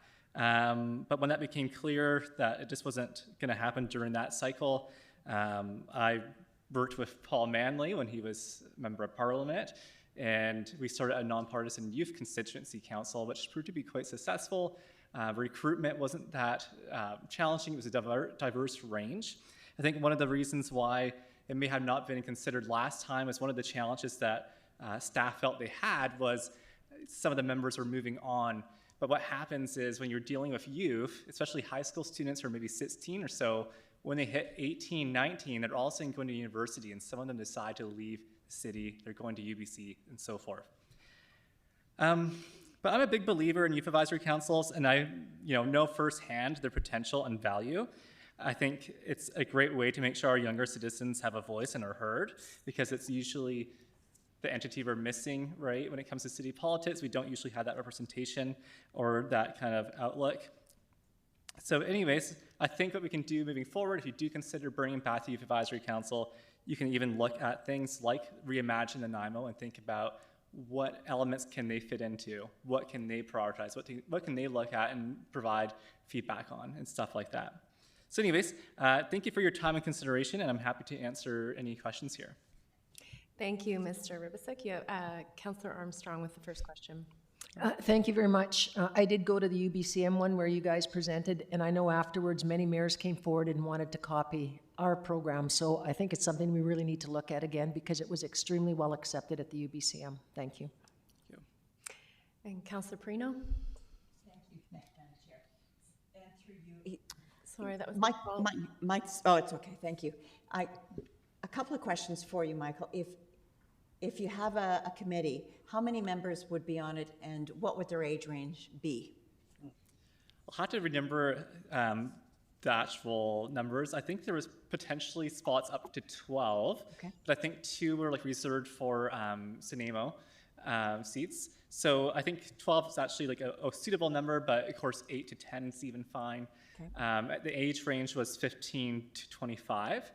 Which I think is a fairly good age range, as you had the mixture of high school students and also young adults, university students, or people entering the workforce more and more. And you talked about what they had done in the past, but as far as what you would hope for in the future, so they would be a committee that address the issues that council are facing, or would they be looking at strategic planning for the city? What would their end goals be? Well, I certainly think that's something that council could discuss and what they want the committee to really look like. But I think for us, we kind of more so looked at the various challenges that the city was facing and things that we thought were most important to youth. Yeah. So that's why transit came into play, and that's why child poverty was looked at, and along with promoting youth engagement as well. So I think there's lots of room for opportunity there. Yeah. And last question, how many times a year would they meet? So it was actually once a month. There was times where we were meeting twice a month or so. We had excellent city staff with us. We, of course, had John Horn, and then eventually here in Cronsall. So when we're doing major projects or presenting to VCM, et cetera, there'd be more meetings at it. But usually it'd be one meeting a month with a staff member and a councillor. Thank you. And Madam Chair, does that mean that members of council would also sit on the committee, and would staff be always having to be on hand? Ms. Gurry, do you want to take a crack at that? Yes, thank you, Madam Chair. This is where I was unsure if we should let the delegations go first or me go first, because there was some comments that I had on this, and thank you, Mr. Ribisic, for bringing this forward. So the Youth Advisory Council is still in abeyance. It's actually not been rescinded by the previous council. So it does still exist in the sense that when council considered rescinding it back with the other committees that still existed back in 2018, early 2019, council asked that we go out and engage with youth and ask them how they wish to be engaged. And then COVID happened, et cetera, et cetera. Through the Reimagine process, staff did extensively reach out to youth throughout that entire process, and engagement process with thousands of individuals, and youth did come back. It is actually in the youth input, but it was actually found opposite, that they wanted to be communicated with and engaged with by council going to them, not having a committee. So it was actually, that was clear in the response to that. And I remember back when council was having this discussion some years ago, in 2019, that even a suggestion, I think it might have been Councillor Armstrong's suggestion when I was looking back, that rather than a youth council, having youth representative on all of our committees and or on each of our committees to get that fair representation. And one of the other inputs that we got back, just for council to, and I'd be interested in Mr. Ribisic's view on that, is there was barriers for youth that they felt to being on a youth council, whether it be financial barriers or social support barriers, but there was some barriers they felt that it wasn't accessible or equitable for them to be on the committee. So that was just some of the feedback that we heard, and that I was going to mention in my presentation at some point, before or after Mr. Ribisic. And we do still have the terms of reference. It was 12 youth between 15 and 24 years of age, and 2 members needed to be from Snuneymuxw First Nation, and we were never able to fill those 2 positions too. So that was just something. And there was often, some quorum issues. The larger your committee, then the larger the quorum. And even though it's a youth council, because it's a council, a committee of council, there still is those legislative requirements to be met, which was a little bit hard to meet. So just some comments. Interesting. Thank you for that, Ms. Gurry. There's a list of speakers. First, Mayor Krogh. Thank you very much, and thank you, Mr. Ribisic, for your presentation today, and thank you for Councillor Brino for asking a lot of the questions I wanted to ask, and Ms. Gurry's responses. Just quickly, the 12 members, were they all quote-unquote volunteers? Were they recruited? What was the process to get them on to the committee? There was a recruitment process like all of our committees, Your Worship. Okay. Thank you. Thank you. Councillor Gesselbrock. I mean, I think more of my comments would be appropriate more at a discussion point in terms of questions. I just have one question to Mr. Ribisic. Just in terms of your participation, kind of like what impact did it have on you, and did it help sort of better inform you about city processes and sort of inspire an interest in governance? And or was that already there for you? I'm just curious the impact that you saw that it had. Yeah, for sure. I think it's one of the first kind of formal committees that I ever sat on, and provided leadership opportunity, provided lobbying skills even, amongst other things, but it definitely was a great experience. And I know it, as Councillor Fort may have mentioned earlier, that was kind of a dysfunctional time elsewhere, and we were still able to navigate through lots of things and still actually walk away with a list of quite a few accomplishments. And of course, you know, as I mentioned, the Youth Advisory Council started in 2014 at the end of a few councils ago term, and basically there was some growing steps, I would say. There was still that time to kind of find what's this going to look like, how's this going to work, and it really evolved into something good right around until the time it ended, basically. So, you know, I'm quite optimistic about its future and its potential, but again, I think it had that growing phase, and I think lots of students, or previous members, I should say, have walked away with valuable experience and have gone on to do good things. Cool, thank you. Councillor Eastmere. Through you to the delegation, thank you so much for coming to talk to us today about the importance of the Youth Advisory Council. I just wondered to get your take on whether having a youth member on all of the city committees versus having a Youth Advisory Council, are there opportunities that you see, or do they serve a similar purpose, or what do you think is really the value of having a specific youth council as opposed to having a youth member on each committee? Yeah, great question. So for having a member that's younger on each committee, I think that's something that actually should just be kind of expected in one sense, because we want diversity on all city committees.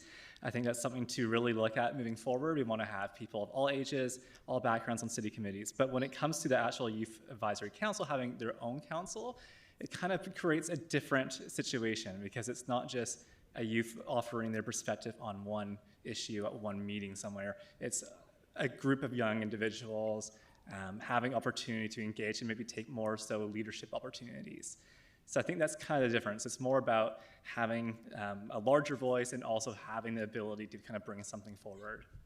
But yeah. Thank you. Councillor Armstrong. Thank you. Do you think this has to be city-led, or is there a way that youth could organize themselves and then come, like other youth groups do, on a regular basis, let's say quarterly, to do as a scheduled presentation to council to discuss that? Is that a possibility if this council can't see its way to a youth advisory?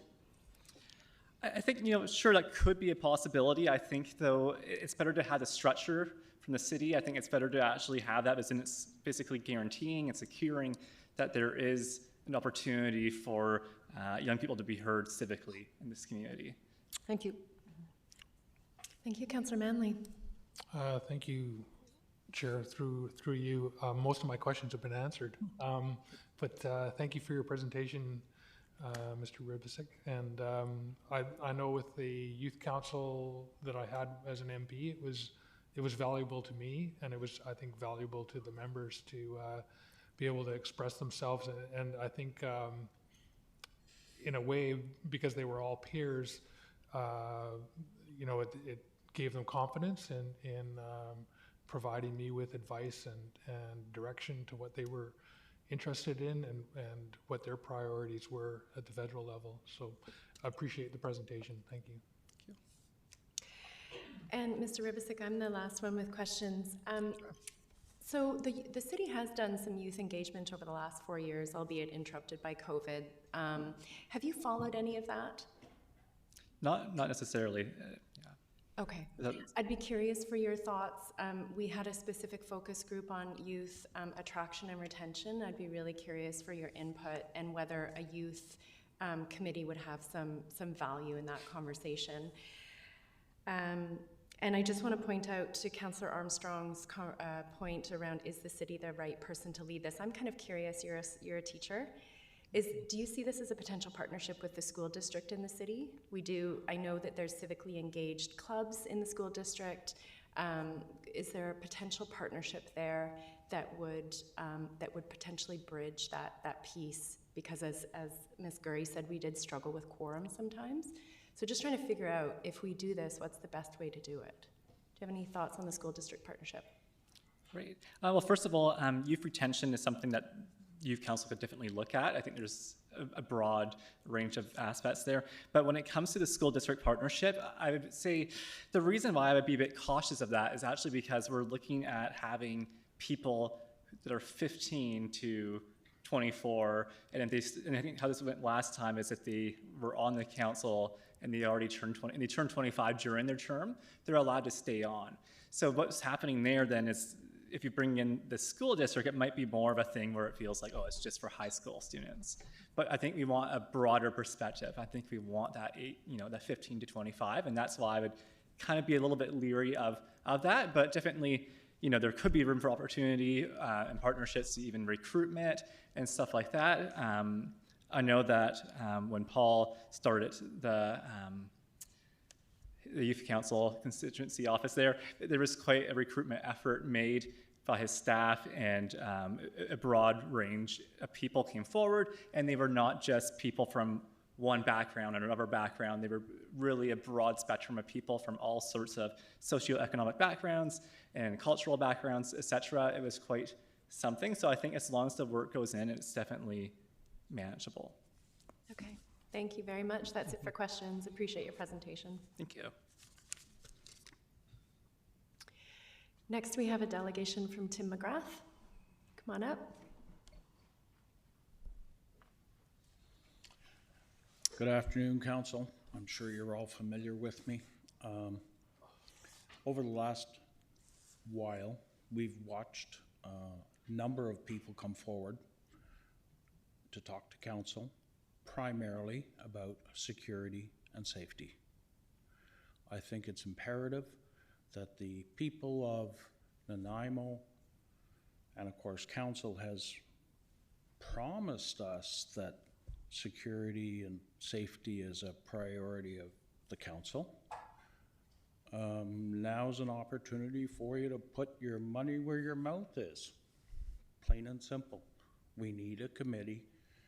I'll leave it up to Council to decide what kind of committee, the terms of reference, but we need something on the citizen safety and security. Now's the opportunity for you to put forward something. I think it's critical. The other issue that you may want to look at is participation by the citizens.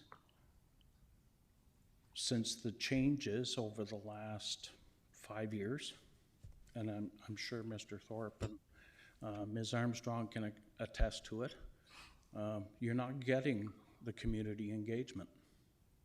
Whether it's caused by the GPC being in the middle of the day, that's a big part of it. You're virtually eliminating all the working people. That's a serious problem. You're talking about all your neighborhood people. They can't come to the meetings and air things, and simply because they've got other priorities.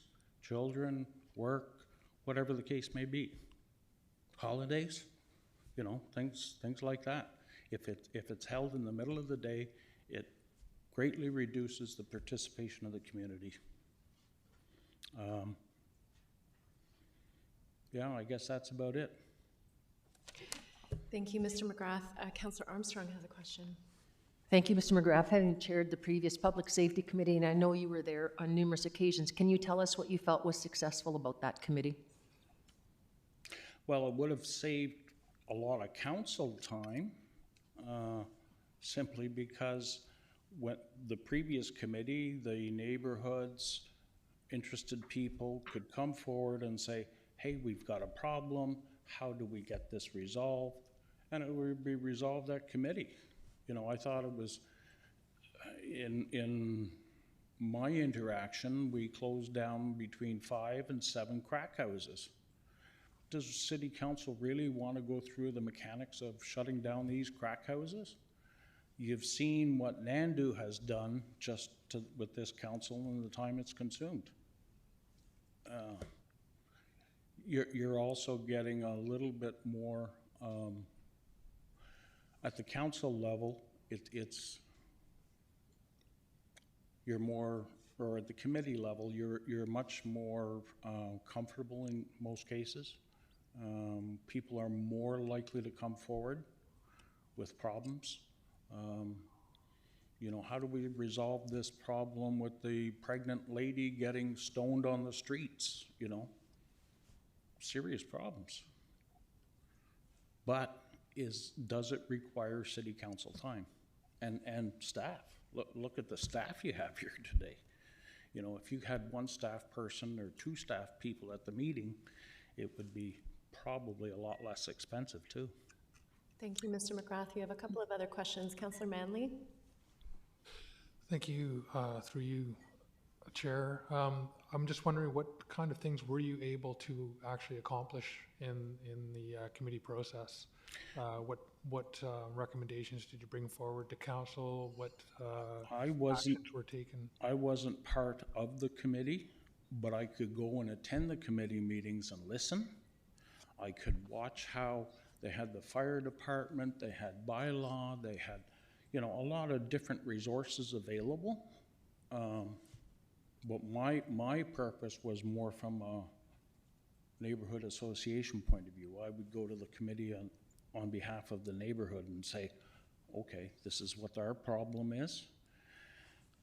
And then the committee would look after it. Councillor Armstrong could give you a much more detailed breakdown as to what the committee actually achieved. I know that the community liked it because they could there was community members. I can remember a couple of community members who were on the committee. So, was there representation from the different neighborhood associations on the committee as well? Not formally. The committee was always interested in having the community associations appear with their problems. So when we had a problem with a certain store at Bruce and Fifth, we would come to the committee and say, this is what the problem is, and then the problem was, it wasn't instantaneous, but the problem was for the most part resolved. Whether it be a crack house, whether it be kids hanging out, whether it would be cars racing up and down the street in front of the school, you know, those kind of things. That's what we were getting resolved without having to take up council's time. Thank you. Thanks. I think Ms. Gurry actually did an exhaustive search of the motions that came from the previous safety committee, so maybe I'll just give her a second to get that in order, and I'm going to go to Councillor Perino for her question, please. Go ahead. Oh, sorry, sorry, Madam Chair. I thought you were going to go to Ms. Gurry first and then get. Well, Ms. Gurry, do you have that information available easily? Thank you. Yes, thank you, Councillor Hammond. So I did review minutes from the Youth Advisory Council as well as the Public Safety Committee that was here, and there was a lot of meetings and a lot of discussion. As for recommendations to council, which is what committees can do, so committees can't direct staff and then get work done. So ultimately, all of the committee's work would actually have to be recommendations to council to then get that work done. So when it came to recommendations to council from the Public Safety Committee, there was recommendations for it. It resulted around a lot of work and studies, a lot of staff work and studies around the community safety office downtown. There was a lot of presentations, there was a lot of discussion about some of the things Mr. McGrath has mentioned and that I've heard before. But as for recommendations to council, it was mainly and or only around the CSO office. Thank you. Councillor Armstrong, you're in line. I'll get to you. Councillor Perino, you're next. Thank you, Madam Chair. And Mr. McGrath, I've seen, years ago, we used to have one in the community where I was in, loved it. It was always held on a separate night. There was, well, I was the only counselor that was there, but people would come and ask questions about how to deal with issues. It was a great format for them, very relaxed. It wasn't this kind of environment where you're going to be on a webcam or anything else. But having said that, I want people to know they can always, I never mind listening to people who are having trouble coming to the council table to tell us about their trouble. They elect us, they have a right to have us hear what their issues are, so I never mind that. But I think this is a great idea. I think it would give people an opportunity to come explain them what their issues are in an environment that is, as you've said, is much more relaxed. Maybe get some advice about how to deal with it, and then we as staff, police, whatever, fire department, whatever it is, then we can deal with it at our end. So I'm all for it. Thank you, Councillor Perino. And the past chair of the Safety Commission, or Committee, please. Just for some clarification, the committee was heavily involved in the drafting of the marijuana bylaws for the city. They did a lot of reference work. They did a lot on that. A lot of the motions didn't come forward because stuff was done by other people at the table, so we didn't have to come to council. For instance, when there was issues with all the needles being found on the school grounds, the school board took it upon themselves to deal with it, so that didn't have to come back to council. So it was dealt with by the school board at the time. Staff sometimes said, we're just going to do it. They didn't come back to council for direction because they said it was already part of their duties. They just allocated where they would move to, such as they changed some of their cleaning when they started hearing that Barsby Park was getting far more needles and far more issues than Bowen. They just changed their plans without coming to council for direction because it was operational. Many of the committee members were able to give suggestions back, especially the police gave suggestions back to the community members how to do septet analysis of their house or where to go to get it.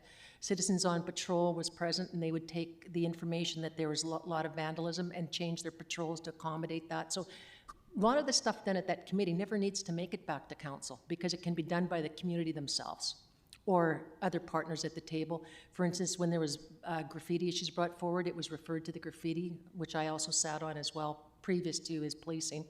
So a lot of that stuff did happen. It just never needed to come back to the council table because it was addressed. Thank you. Thank you. No question for the delegation? Okay. Thank you, Mr. McGrath. That's everyone in line for questions. Thank you. No, you're good. Okay, council or committee, I think we're probably due for a break. Could we come back in 10 minutes, please? What time is it? Yeah, 4:57. I'm sorry, my clock is up by an hour here. It says 3:47. 2:47. Could you just come back at 3, please?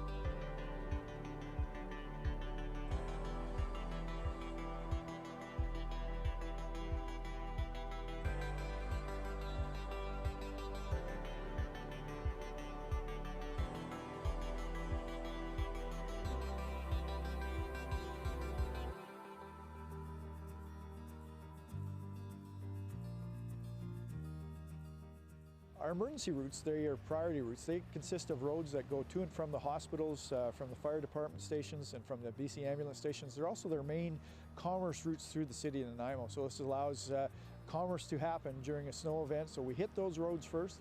Once those are clear and open, then we move into the secondary roads, and then we move into the residential areas, which are dead-end roads and cul-de-sacs. And it can take up to 96 hours before we get into the residential areas. One of the side effects of plowing snow is it does end up on the sidewalk, and this can be very frustrating for homeowners and business owners that have just cleaned the sidewalk. It also pulls into their driveways. The crews try to keep it as close to the curb as they can, but we need to open the road right up to the curb to allow the drains to be exposed for when the snow starts to melt.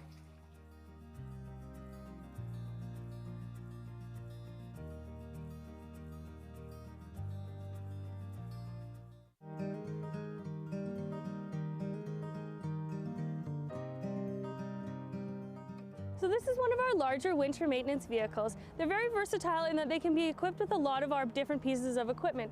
Right now this one has a front plow, a belly plow, as well as a salter or spreader box. We also have a brine unit that fits into this vehicle. This is the belly plow, and it's really good at removing hard-packed snow and ice. And then back up here to the front, we have what everyone is more familiar with. This front plow can push a lot of snow, so make sure that you slow down and keep your distance from the vehicles to ensure safety. We have 17 vehicles that we use within the snow and ice operations for the city of Nanaimo. We also have an early shift that starts at 5 in the morning, and we have a night patrol, an afternoon shift, and an evening shift. They are eyes on the road, keeping us appraised of the conditions so that when the snow starts falling or ice starts forming on the roads, they can start salting and also call for other resources and mobilize the crews out.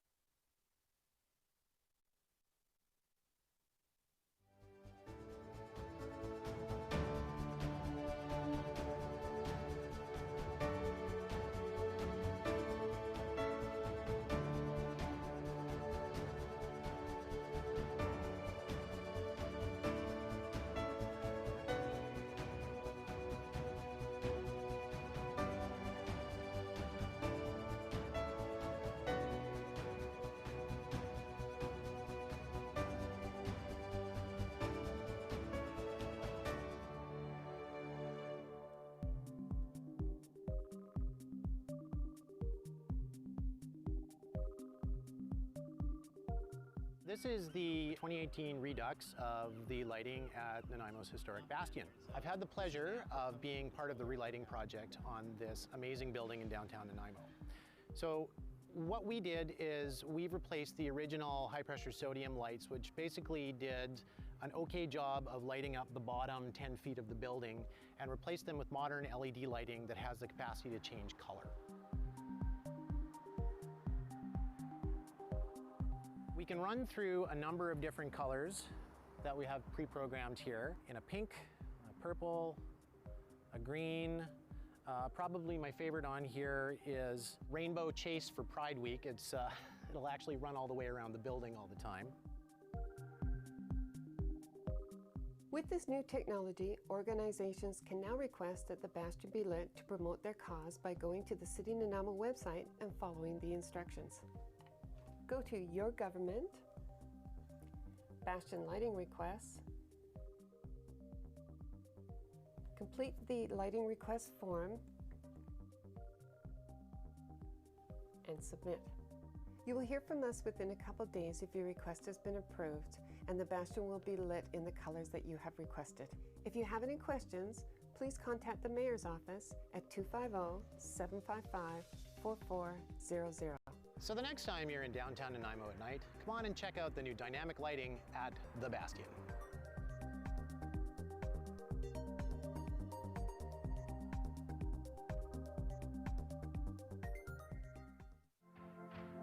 This is Nanaimo, and it's a city that's growing. With over 100,000 people now calling Nanaimo home, the demands on our infrastructure have never been greater. From the streets that interweave and connect us all together, to the facilities that we recreate in, to the parks that offer us an escape to nature, there's one significant guiding force that makes it all possible: the city budget. So the city collects money from a variety of different sources, including user fees, government grants, casino revenues, investment income, etc. However, property taxes are the main source of income for the city and account for about 60% of the total revenues collected. Regardless of which neighborhood you live in, property taxes have helped shape nearly every aspect of the city. The budget continues to focus on public safety and provides support to our most vulnerable populations. However, property taxes also fund everything from the police and fire services that show up when you call 911 to the streets being plowed when it snows, as well as sports fields being mowed and all the cultural and recreational amenities that the city has to offer. As well as property taxes, rates based on actual usage, or user rate fees, fund the services and infrastructure that keep Nanaimo flowing. Imagine even a day without clean, healthy drinking water, curbside recycling waste and organics pickup, and sewers for wastewater. These all protect public health and the environment. Utility user rate bills are sent out 3 times per year and pay for water, sanitary, sewer, and waste collection services. So these fees contribute to the budget and pay for operating expenditures, investment in new and renewed infrastructure, as well as any debt repayment for these utilities. Like a bicycle, a car, or even a home, all of the city's infrastructure degrades over time. Maintenance planning, lifespan, and replacement has to be scheduled and accounted for. The city has stewardship over $3 billion in assets and has 3 asset management reserves to help fund the replacement of these. Since 2013, property taxes have increased by 1% per year to fund asset management. The city's infrastructure also allows for a great variety of recreational opportunities, like all of the great programming found in the quarterly Parks, Recreation, and Culture activity guides. Registration and drop-in fees help reduce the amount of taxation needed to fund these recreational services. So these services are not fully funded through user fees, but they do help keep recreation alive in Nanaimo. And of course, Nanaimo's infrastructure, city services, and recreation programming are all managed by People Power. Rounding out the benefits of the budget, the city also plans for arts, culture, and reconciliation opportunities that really give Nanaimo vibrancy and renewed appeal. It takes a lot to keep our growing city running and provide the infrastructure and services that people not only want, but need. The annual budgeting process ensures that we can make that happen. For an in-depth look at our budget, visit the city's website at www.nanaimo.ca. And while you're out there, enjoy the city that your tax dollars continue to build.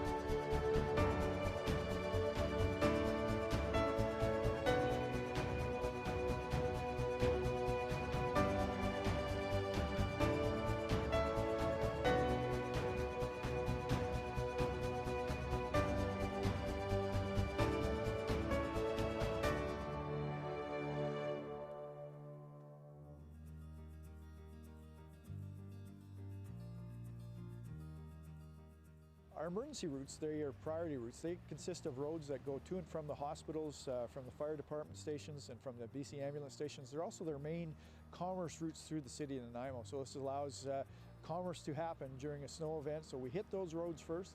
Once those are clear and open, then we move into the secondary roads, and then we move into the residential areas, which are dead-end roads and cul-de-sacs. And it can take up to 96 hours before we get into the residential areas. One of the side effects of plowing snow is it does end up on the sidewalk, and this can be very frustrating for homeowners and business owners that have just cleaned the sidewalk. It also pulls into their driveways. The crews try to keep it as close to the curb as they can, but we need to open the road right up to the curb to allow the drains to be exposed for when the snow starts to melt.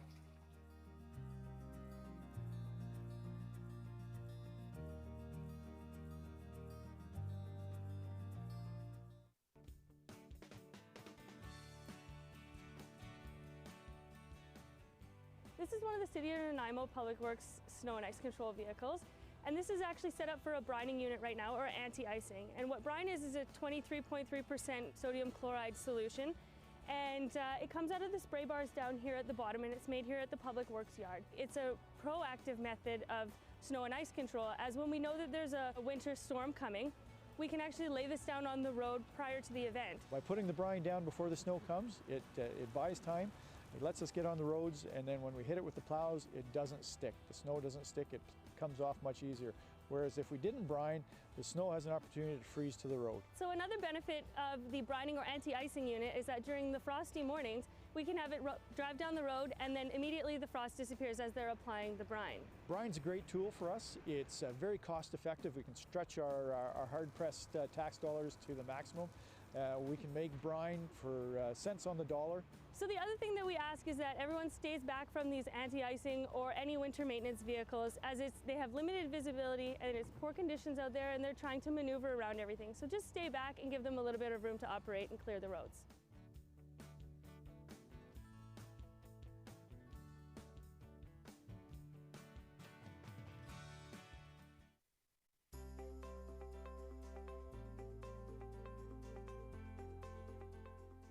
So here we are in the Public Works Yard, City of Nanaimo, and what you look around, you can see our various tools that we use for snow and ice fighting. We have tandem trucks, 4x4 trucks, we have backhoes. All our trucks are capable of having front plows on them, and the larger trucks we have belly plows on them as well, and they all have a salter sander that can be mounted on the back. This is another tool in our winter maintenance fleet. It's a salting machine. And what happens is that the salt gets loaded into this hopper, and on this conveyor where it gets hit with these two saddle tanks, which are full of brine. Then it comes out here on the spreader. And why we add the brine is that it reduces the amount of spray from the salt, so it doesn't bounce nearly as far, saving about 20 to 30% of our salt. As well, by using the anti-icing liquid on the salt, the activation starts right as it hits the road. The purpose of the salt is to keep the roads bare, keep ice from forming on the road. Again, safety for everyone, including ourselves and the public. That's why we put the salt down.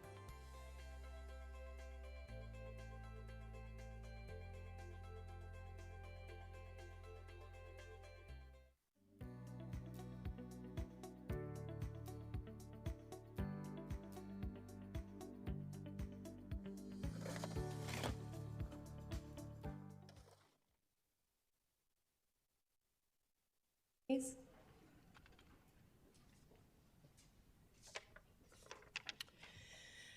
Thank you. So when we left, Mr. Rudolph was going to walk us through kind of the context of the committees in relationship to the upcoming strat plan workshop and city plan and just some general thoughts. And then the idea is that we're going to have a general discussion. No motions need to come out of today. It's okay if they do, but this won't be the first time that we touch on committees. Thank you. Laying that out. Thank you, Madam Chair. And Ms. Gurry is going to follow up after I just think in order to structure your conversation, it'd probably be helpful to walk through certain things in some order. One is the Governance and Priorities Committee.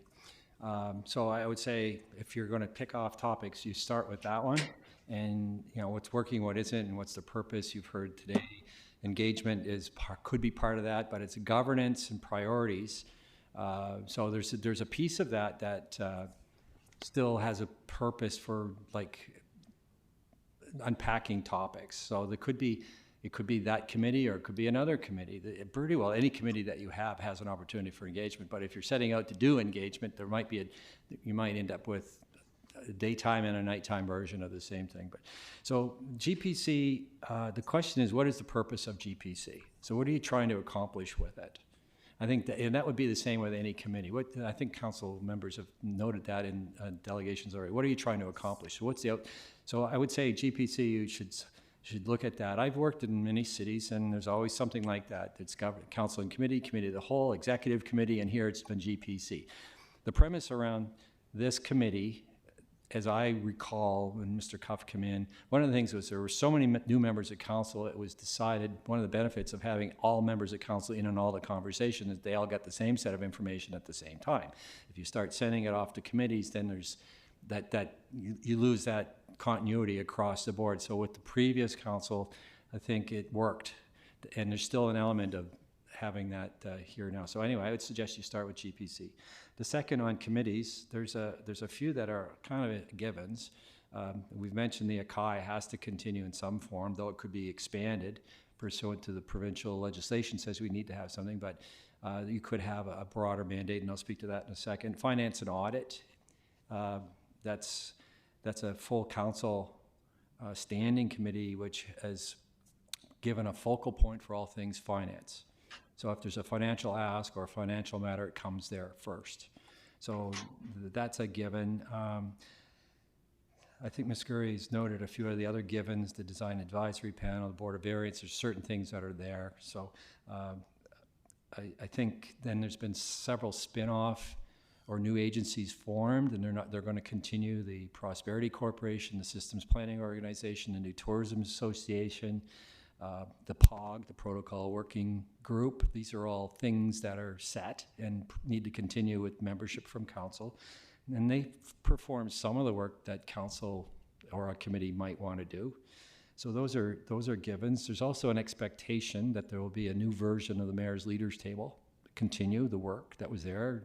We've heard the term Table of Champions, but there's going to be some appetite to continue that work. There was good recommendations, including the youth that came out of that. There was also the infrastructure, and it noted a number of important capital projects that transitioned across a number of interest areas in the community. So there's some givens. There's another piece to this that I think you should be mindful of, and it's been mentioned. I would say it's alignment, and I detected there was a piece of that in the Watson report, is aligning whatever you do to either your strategic plan or the city plan, and whatever comes out of this, we're going to find a way to try to do that with the city plan, and we're having a session in January with council to kind of unpack that whole thing.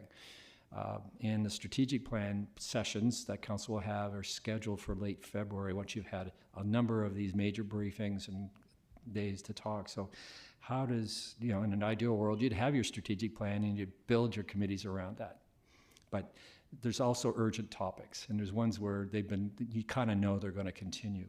So I think that the last thing I would say is pick a couple of topics. You've heard a couple today. There's other ones. It could be transportation. Are you going to continue with an environment committee or something broader than that? There could be something in the social realm, because we have housing, we have food security, we have health. All these things are addressed and mentioned in the city plan. I think there's some appetite to look at the PRC area. PRC, Parks, Rec and Culture. Utilities is another area that a lot of cities have a committee. Again, we're not looking for work, and we're not trying to fix things that aren't broken, but what is it that we are trying to accomplish? So I think it's engagement, it's accountability, it's transparency, get some input from people and that type of thing. So I would go back to GPC, and then work your way through a list of topics that you want to unpack. If it's safety, and the one question on that one, it's a great example. Ms. Gurry talked about, is it a task force or is it a committee? And I think, and the other key will be, what is the terms of reference for any of these committees? And that's been mentioned. What are you asking them to do? No committee has the authority to direct staff to do anything. They may, and in my last municipality, no committee was given the authority to do anything unless they were given the authority by council. So they don't go out and look for work to do.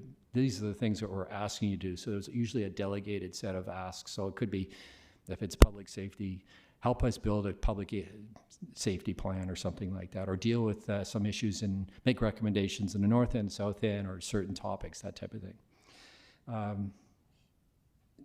I just wanted to respond to one point about the public safety initiative in terms of putting money where council's mouth is.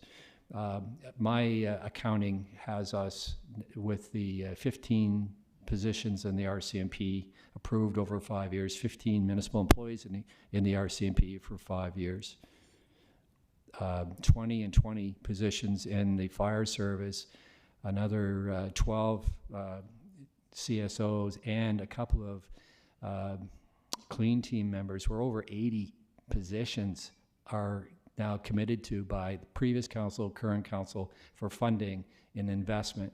And I think it is seeing a result. So I think even without a strategic plan and a committee, which council has really led the charge in terms of dealing with this issue. You've invested, or you're in the process of investing a significant amount of money.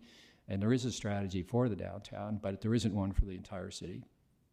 But there are strategies being developed or in place by fire, bylaws, and the police department on all those fronts. So I wanted to mention that. So the question is, what value does the committee add? And I think a big part of that is a venue for people to go and have an easy access to the city, I guess we could put it that way. So I'm going to turn it back to Ms. Curry. I would suggest you start with GPC, then you work your way into committees, and then send us away with either I'd ask for more information or maybe to develop some concepts around certain topics that you're interested in. Thank you. Mr. Rudolph. Councillor Armstrong? No, I was going to start discussing GPC, so I'll wait until that comes up.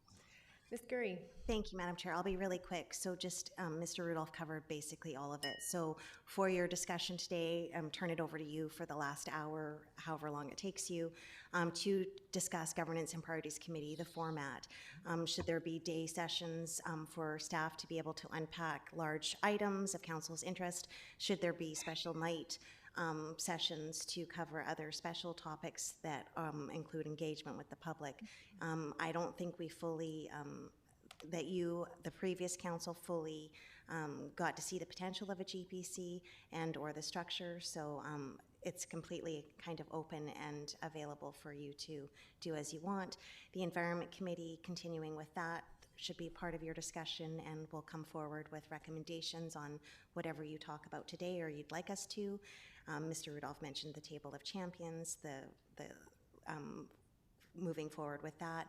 Public Safety Committee or Task Force, we talked about the differences that. Transportation Committee, the Youth Advisory Council, just some actual from the Reimagine update. And to Mr. Rudolph's point, I think he made, or actually I think it was you, Madam Chair, coming from the Mayor's Leaders Table, there was that working group on youth attraction and retention. And Reimagine Nanaimo, when engaging with youth, did talk to them about what would encourage more youth to stay in Nanaimo. And some of that was covered, like more affordable housing, transportation improvements, more businesses, events and culture, and better job opportunities. And then when asked how they wish to be engaged, youth identified that through their school is often the best way to connect, especially when they can participate during their school hours and if it's supported by their teachers or clubs. Social media, including TikTok, Instagram, and Snapchat. Challenges, competitions, and awards that inspire participation, and some suggestions for creating opportunities that would allow youth and adults to collaborate and learn from one another. So I think we heard those were some of the suggestions from youth themselves I just wanted to mention. So some things to keep in mind when you're having your discussion. And as well, to Mr. Rudolph's point and mentioned here at the bottom of this last slide for considerations, is that a clear mandate and focused work is a requirement for any successful committee or task force that council creates. If they don't have that clear mandate or that focused work, like Mr. Rudolph said, they can't direct staff, they can't direct other entities without making recommendations to council and then council recommending that, and or council providing them a clear work plan. So they do need that clear mandate, that focused work to be successful. And other things, just logistically and administratively, room availability needs to be a consideration, administrative staff support. No, there doesn't need to be a full ensemble of staff, but just even in a report to prior council for my staff, administratively, for every 3 hours of a council meeting, it's like 7 to 10 hours of admin work behind the scenes. But that's just my staff. The staff that have to do the reporting and provide the material, it's at least that much again.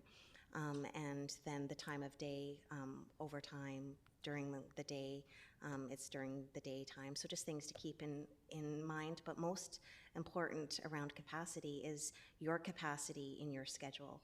So when you look at your schedule full of all of the required council meetings, regional district meetings, and other ones that you already have, there's not a lot of room left in your schedule. So that's something just to keep in mind as well as you have your discussion. And I'll be here to help answer any questions throughout as you talk about it. But as Mr. Rudolph suggested, you probably want to start maybe with the GPC and the format. Thank you, Ms. Gurry. Councillor Gesselbrock, you can start us off. Yeah, just with the Governance and Priorities Committee, I think this is a good example. It's like we need to review our committee structure. We get a presentation from staff kind of providing some base level information. And of course, it may not be as relevant to sitting councillors that have been here for the term before, but for new folks, kind of hear a little bit about what it's about. And then the GPC's intention was for a deeper dive in conversation and just be able to talk about it. And with COVID, we had to come to the penalty boxes, but before it was at we'd sit at the SARC around the table, a bit more conducive for conversation. But I think that my comments earlier, it's a very flexible committee that really, however we would like it to be, council, we can take the initiative to make it. If we want people to give presentations, we ask staff to do that. I remember when I first got onto council, it was like, well, I really want to talk about this topic. Where the heck do I bring it forward? Now the Governance and Priorities Committee, there's a section on every agenda to bring new topics forward, and you let council and staff know that would like to talk about it, and if the rest of the council members feel that it's something worth a conversation, you get on an agenda, there's some background information, and you can have an open conversation. And a lot of things like the neighborhood associations was one. It's a stepwise process to actually build policy that works, and that's what we saw. Like neighborhood associations, we built a policy. It evolved a little bit. Staff would bring issues forward as well for us to have a little bit more in depth on it, and we did it. And I know there's been criticism around being too long of presentations and that, but if there's something we don't like, we can provide feedback and adjust it. And I think a lot of the criticisms that I've heard are sometimes unfounded, and it's actually a lack of council initiative and direction, and we're the ones responsible. This is ours to drive. And if we want to drive it, we can do so. So that's my take, and I really appreciate the GPC, and I think that it's been actually a strength in our governance process. And for example, in this conversation, if we feel like there's a gap in our governance around public safety and need that, we can make a motion here and get a committee that spawned off of this committee started. And we've got that power, so thank you. Thank you, Councillor Gesselbrock. Councillor Armstrong. Thank you. I do think there's a role for the GPC. I think it really helped us when we were learning some of the projects that are going on. It was a good learning lesson, et cetera, but it was more for council. It was not for the public for the most part. There was not much public engagement at all through the GPC that I saw. And my understanding when we were talking to Mr. Cuff was that it was going to provide a more robust place for the people to be involved, but I also think it's the time of the day. I think that's a big issue. For me, I would like to see the GPC one stay in the afternoon, and then I would like to see a CAL come back one Monday a night, or one a month, because I think that's where the public can get involved again. But it depends again on how many committees we look at. But for me, when I was on the campaign trail, I heard a lot about how people missed the CAL, that there was no engagement they couldn't engage because during the day they'd have to take time off of work, or lots of issues like that. So because most people work during the day, and when we're getting the hard work done was during the day, and they couldn't come to speak to it. So for me, I think there's some really good points to the GPC. I think it's a really good learning tool. I think I saw it more as a learning tool. A lot of stuff, because I'd been on council previously, to me it was just redundant, but we came because it's to sport, and it's a good refresher. So those are my thoughts. Thank you. Thank you, Councillor Armstrong. Mayor Krog.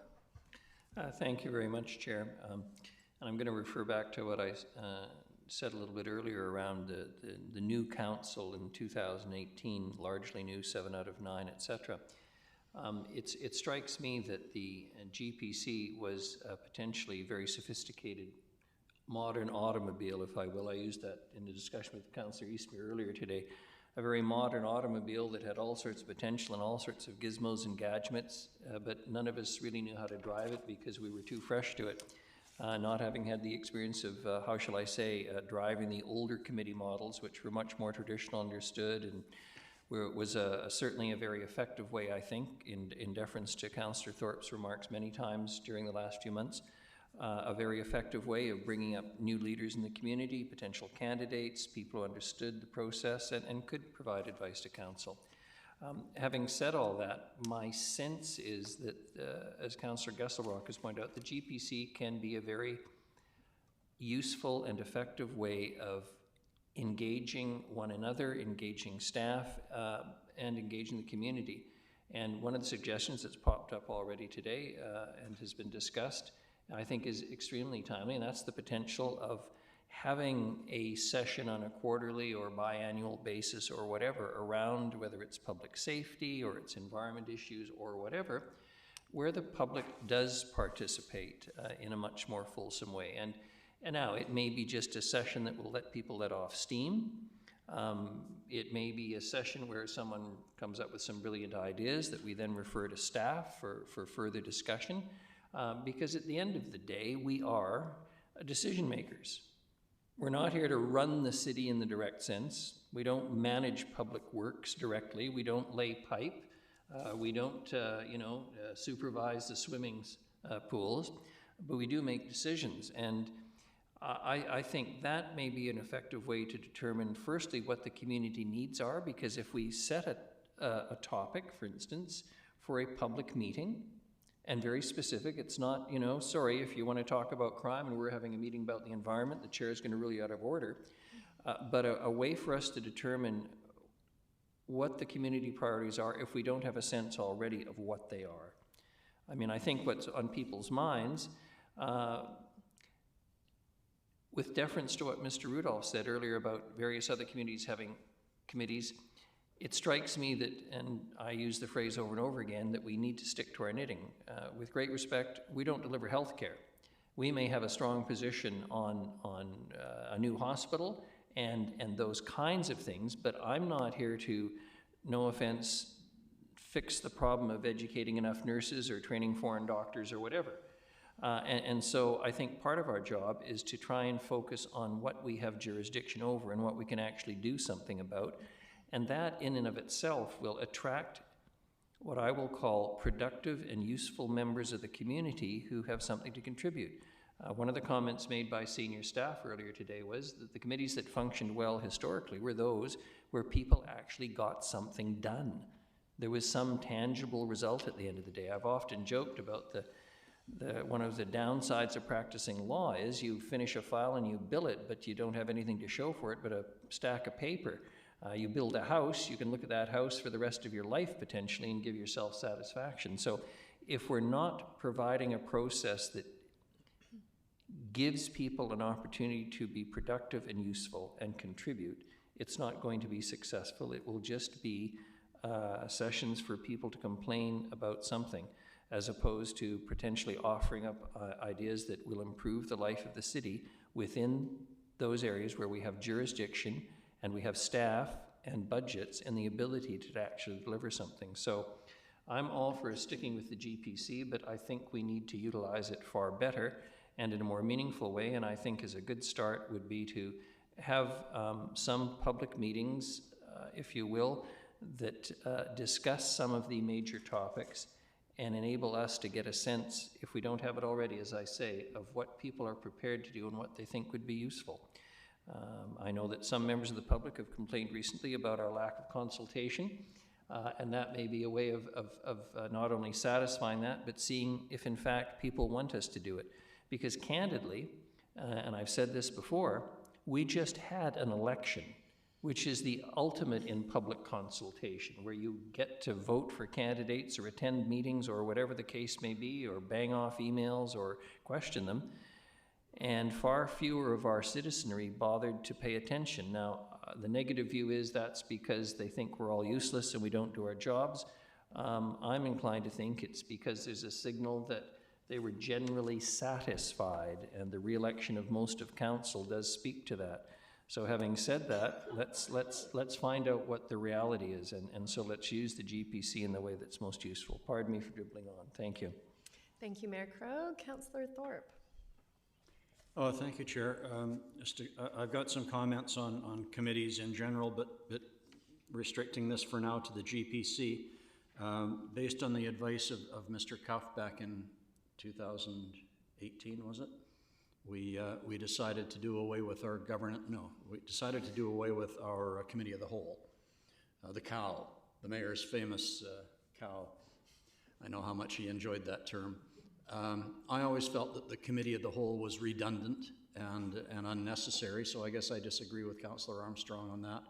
The only comment I've heard from the public about it was they found it very confusing that we would meet one week at a committee of the whole, but it wasn't on TV, and the next week we'd have the same meeting on TV, but it was a meeting.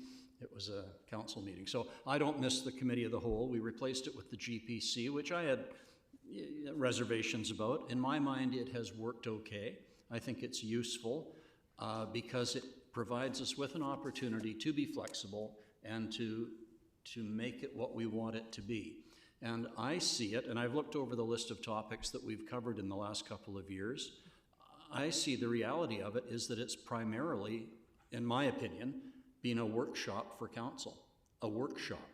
And in fact, I'm not even sure that we need to call it a committee. It's more of a learning experience for council, and we say to staff, look, we want a backgrounder on a certain issue. We want to be able to talk about it in depth. Please come and give us a report and we'll discuss it. So that's been the value of it for me, and I think moving ahead, it should still have that value. There's nothing to say that we can't invite the public to be part of that, because for me, any committee, part of the value is public education. So if the public is involved in hearing us get a workshop on public safety or downtown parking or whatever, it's of value because people learn and go away better educated. To me, it's almost like a lunch and learn format, and I think the afternoon during the day is an appropriate time for that. We get it to delve into topics, we brainstorm ideas and so on, not as formal a setting. So the other question I would have about GPC is how often do we need it? Do we need one every 2 weeks?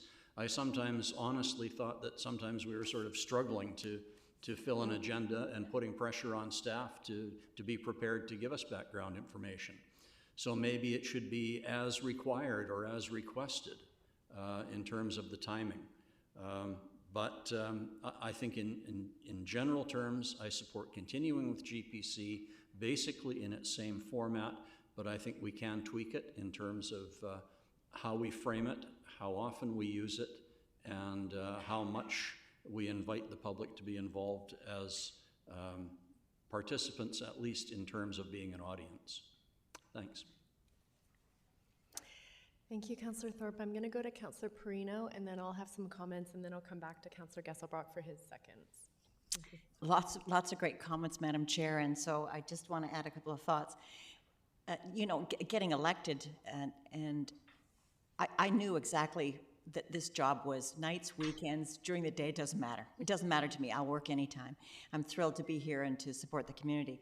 But every single time we have a committee, every single time we have a meeting, we have to have staff. And there's a lot of staff, and it's very expensive.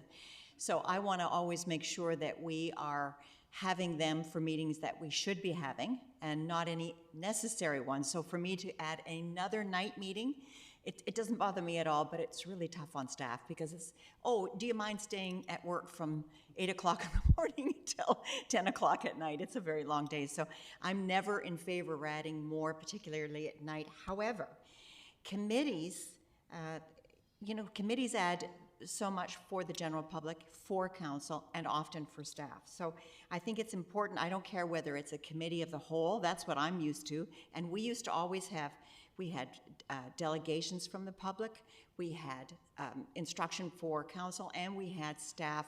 So we were able to find out about projects, what the different departments were doing, and we actually held all of our budget meetings during those times. So they were jam-packed with all sorts of things. So I don't care whether it's a, what do you call it, a GBC meeting or a council of the whole. I don't call it a cow meeting, it's an important meeting, but whatever you want to have. So, it doesn't bother me, but I do think there needs to be an opportunity, particularly in the area of public safety, that people need to have at least an education about what can they do when this happens in their neighborhood or their business, what opportunities are. So whether we, provide police education or fire department education or even staff education, I think that would be a helpful piece to allow people to have an understanding about what we can and cannot do. I Mr. Udiff just said it, 80 new positions. We've done our share of raising taxes to try to make sure this community is as safe as possible. But maybe we do need to provide more, so I'll just leave that. And I just have to comment, Mayor Krogh. No, we cannot change healthcare. We can't change the way the courts work. We can't, I mean, there's so many things that we can't do. But we are in a position of power at this table, just as we are at the RDN. I said this last week. We need to be good advocates. We, as a council, can push our government to see their way clear, to expand our hospital, to bring the cancer center, a cath lab, to improve the court system. We can get them to have an understanding about what we're going through with our homeless community and our population that suffer from mental illness and drug addiction. We can be advocates on the behalf. I so agree with you. We can't change it, but we can fight for what this city needs and deserves, and it's our turn. My goodness, I'll say it till I drop. It's our turn.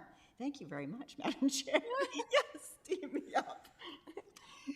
Thank you, Councillor Perino. I'm going to quickly weigh in before I go to Councillor Gasserbrock for second comments and say that lots have been said about the GPC. I personally quite like it for its conversational tone. I was part of the team that brought it in 2018, and I think what we were trying to solve by bringing that is that meetings were really devoted to decision makings, and they need to be. They're really quite formal. There wasn't, in my opinion, a really great venue for having really kind of conversations winding about, you know, things that are really important to the city and having staff perspective, et cetera, et cetera. So I think we've hit the mark there. I would like to see us do better at the engagement piece, and I think the one that we really hit it out of the park on was when we brought the neighborhood associations and they actually sat with us. That was kind of GPC gold, and I'd love to see more of that going forward if we decide to stick with the GPC. Further to Mayor Krog's point in terms of how we utilize the GPC, I actually really like the idea. If you take, say, 3 major topics that we continually struggle with: public safety, housing, and let's say transportation, because that's come up. If we use the GPC biannually and say every 6 months or whatever we decide, every quarter, we're going to do a deep dive into public safety. We're going to hear from people. We're going to have people come and sit with us and debate it. I'd be comfortable with that rather than its own standalone committee, as long as we're using the table that we've set, which is the GPC, to have those bigger, meatier conversations that we don't get to have at the council table. So, Councillor Gasserbrock. Great, thank you.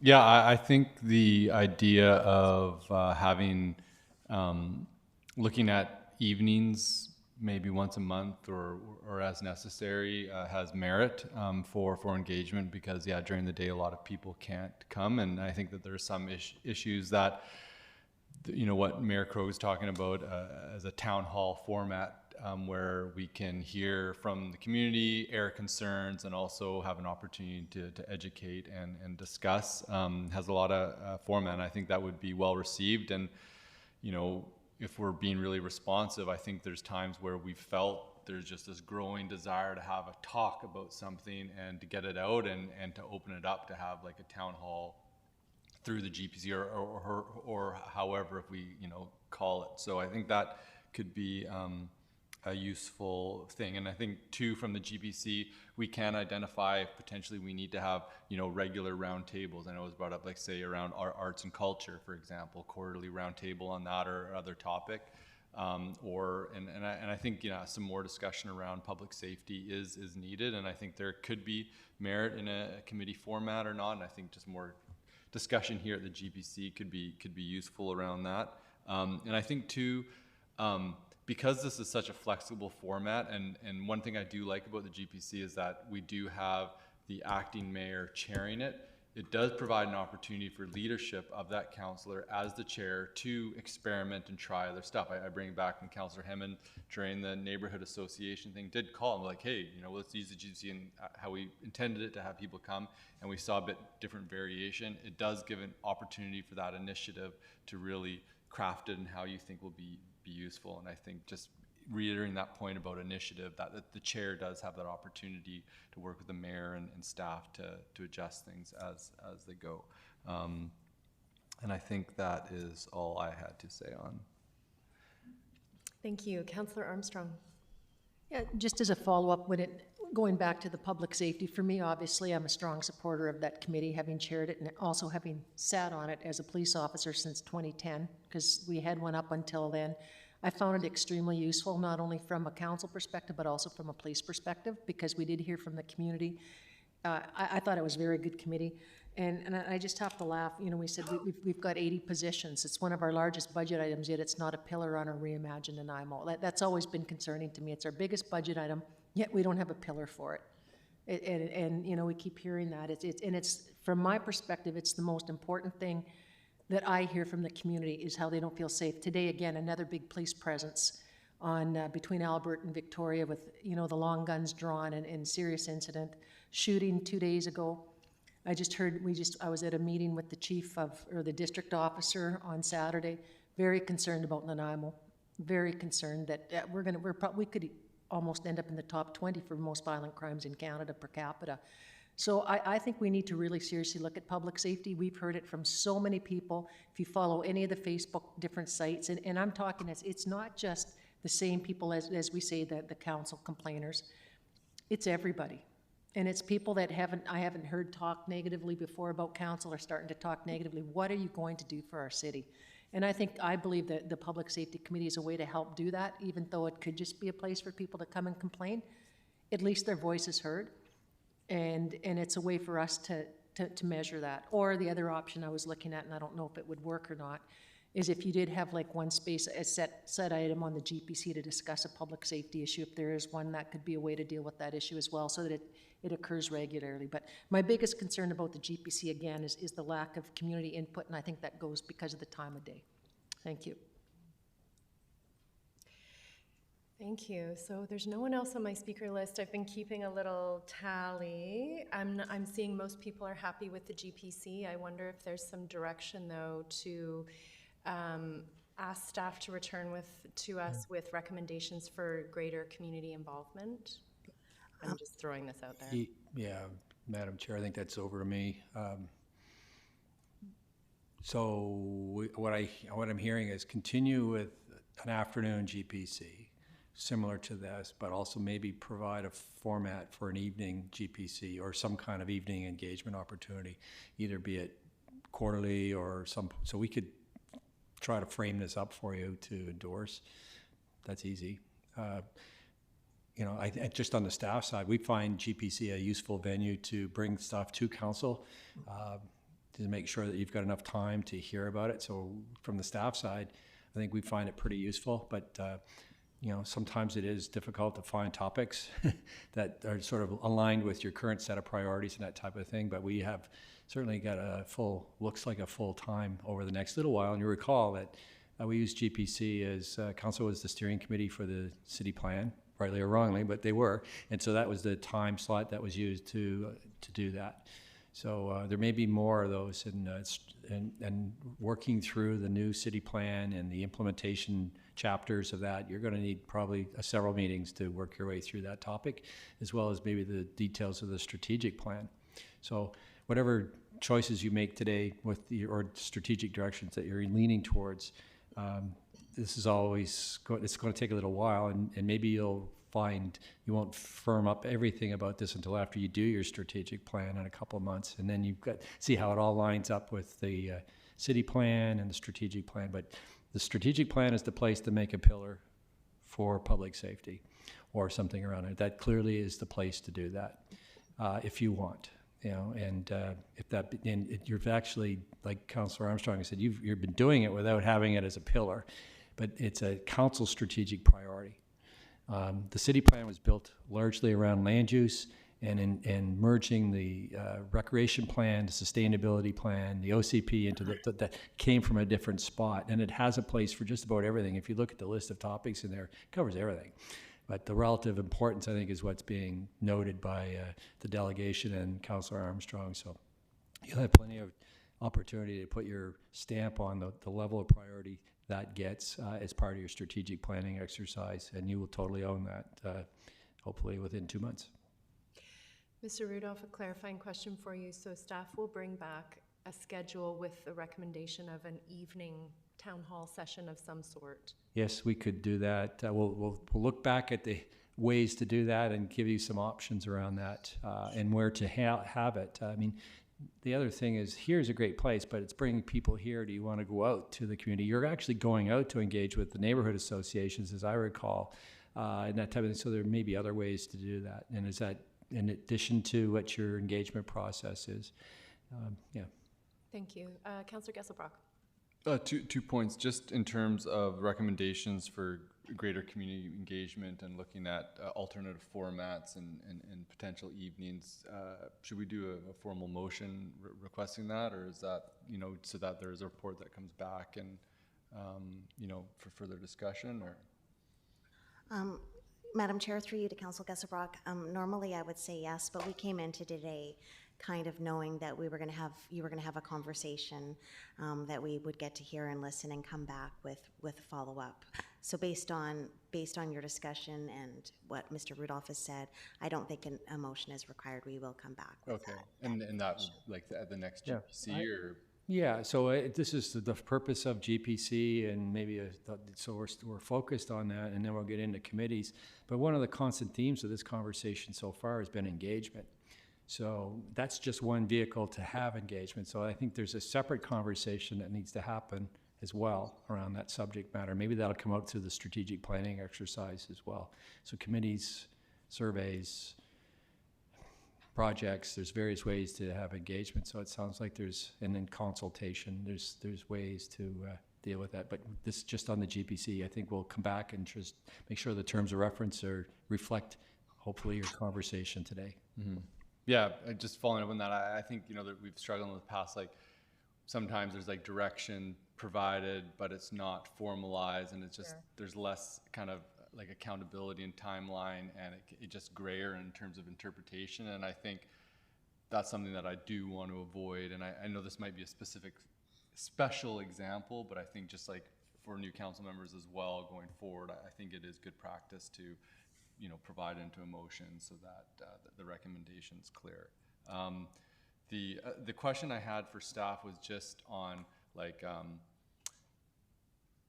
I think building on Councillor Perino's comments, is that at no point, and make it very clear, that do we ever want to be in a situation where staff feel like they need to fill up a spot. Like, say for example, it's GPC in a couple weeks, and like we actually don't have topic, we don't have direction from council for more topics, to just be like, no, or have it a half an hour meeting. Because I do think the regular time slot is good for council to come, because there's always issues that come up. If there's something that we would like to request staff to put on a future GPC to be able to do that. But if we don't have to have a long meeting, just keep it half an hour and everybody's happy, or cancel it altogether. So. Thank you. No meetings for meeting's sakes. No. And just for the new members of council, how it would work was there was always a section on our GPC agenda in terms of what topics would you like to see addressed in the future. The council members would float that, we'd put it on, and then staff would give us a date of when it would come. Mm-hmm. So that was the process. Councillor Thorpe. Thanks, Chair, and I won't belabor it because we've got other things to discuss, but I find it really interesting that today we've just had a really good example of how different councillors view the GPC. And I mean no disrespect to anybody, but we came in here, in my opinion, thinking it was an opportunity to have sort of an open, frank discussion, toss around some ideas about GPC committees and so on. And that's fine. And then on the other hand, we have Councillor Gesselbrock, who's very anxious to bring forward a motion to send staff in a certain direction right now. Well, in my opinion, the purpose of today is to have the background discussion and hash things over sort of more informally to see where we want to maybe go in the future. So I understand your intent, but I think it just shows how we view things a little differently in terms of how this committee is meant to function or what its purpose is. I personally do not see it intended as a main avenue for public engagement. I see it as a main avenue for council education. And as I've said, to me, it functions basically as a workshop. And I see nothing wrong with advertising it as such and inviting members of the public to attend. hey, we're going to have a workshop on, council's going to have a workshop on public safety, social disorder. Everybody's welcome to attend and ask questions at question period, learn what the city is doing.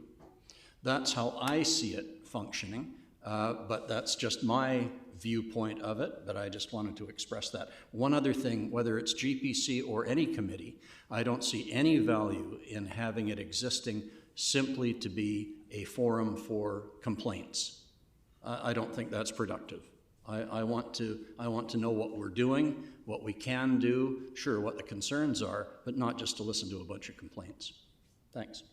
Thank you, Councillor Thorpe. Councillor Perino.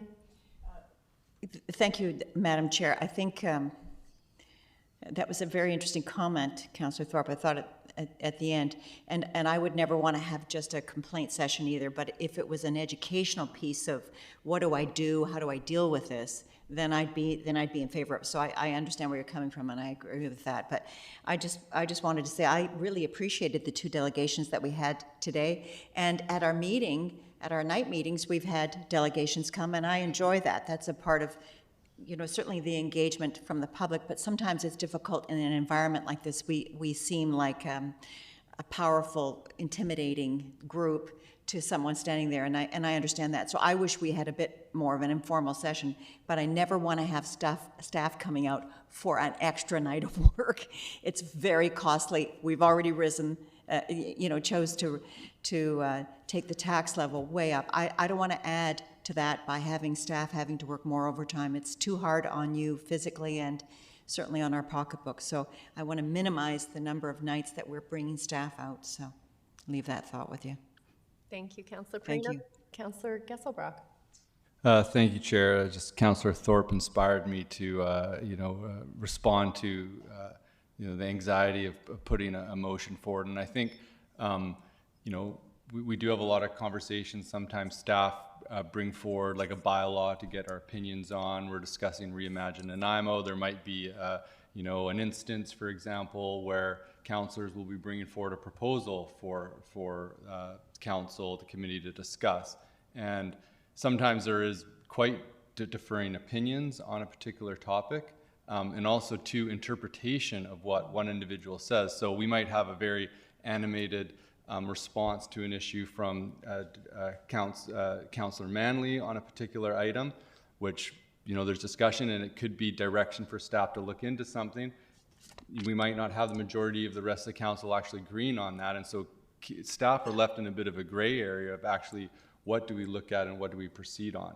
I think with this particular thing on the GPC and looking at engagement, I think that there's enough, and we could see enough nods around the table that it's probably unanimous to look at it, but it's still, the interpretation can be very widely and gray for staff, and so if there's not clear direction, I don't think it's very good governance to, if we're asking staff to provide a report back to council or to provide something, to leave it without a motion, because we don't know actually what the agreement is amongst the table. It could be just a few councillors' opinion or not. And so I do strongly suggest that we do have motions around items, and sometimes it doesn't warrant it in certain circumstances, but I think in general practice, it does get to a point that a motion is required, especially when it's not clear whether that viewpoint is shared by the majority of council. Thank you, Councillor Gesselbrock.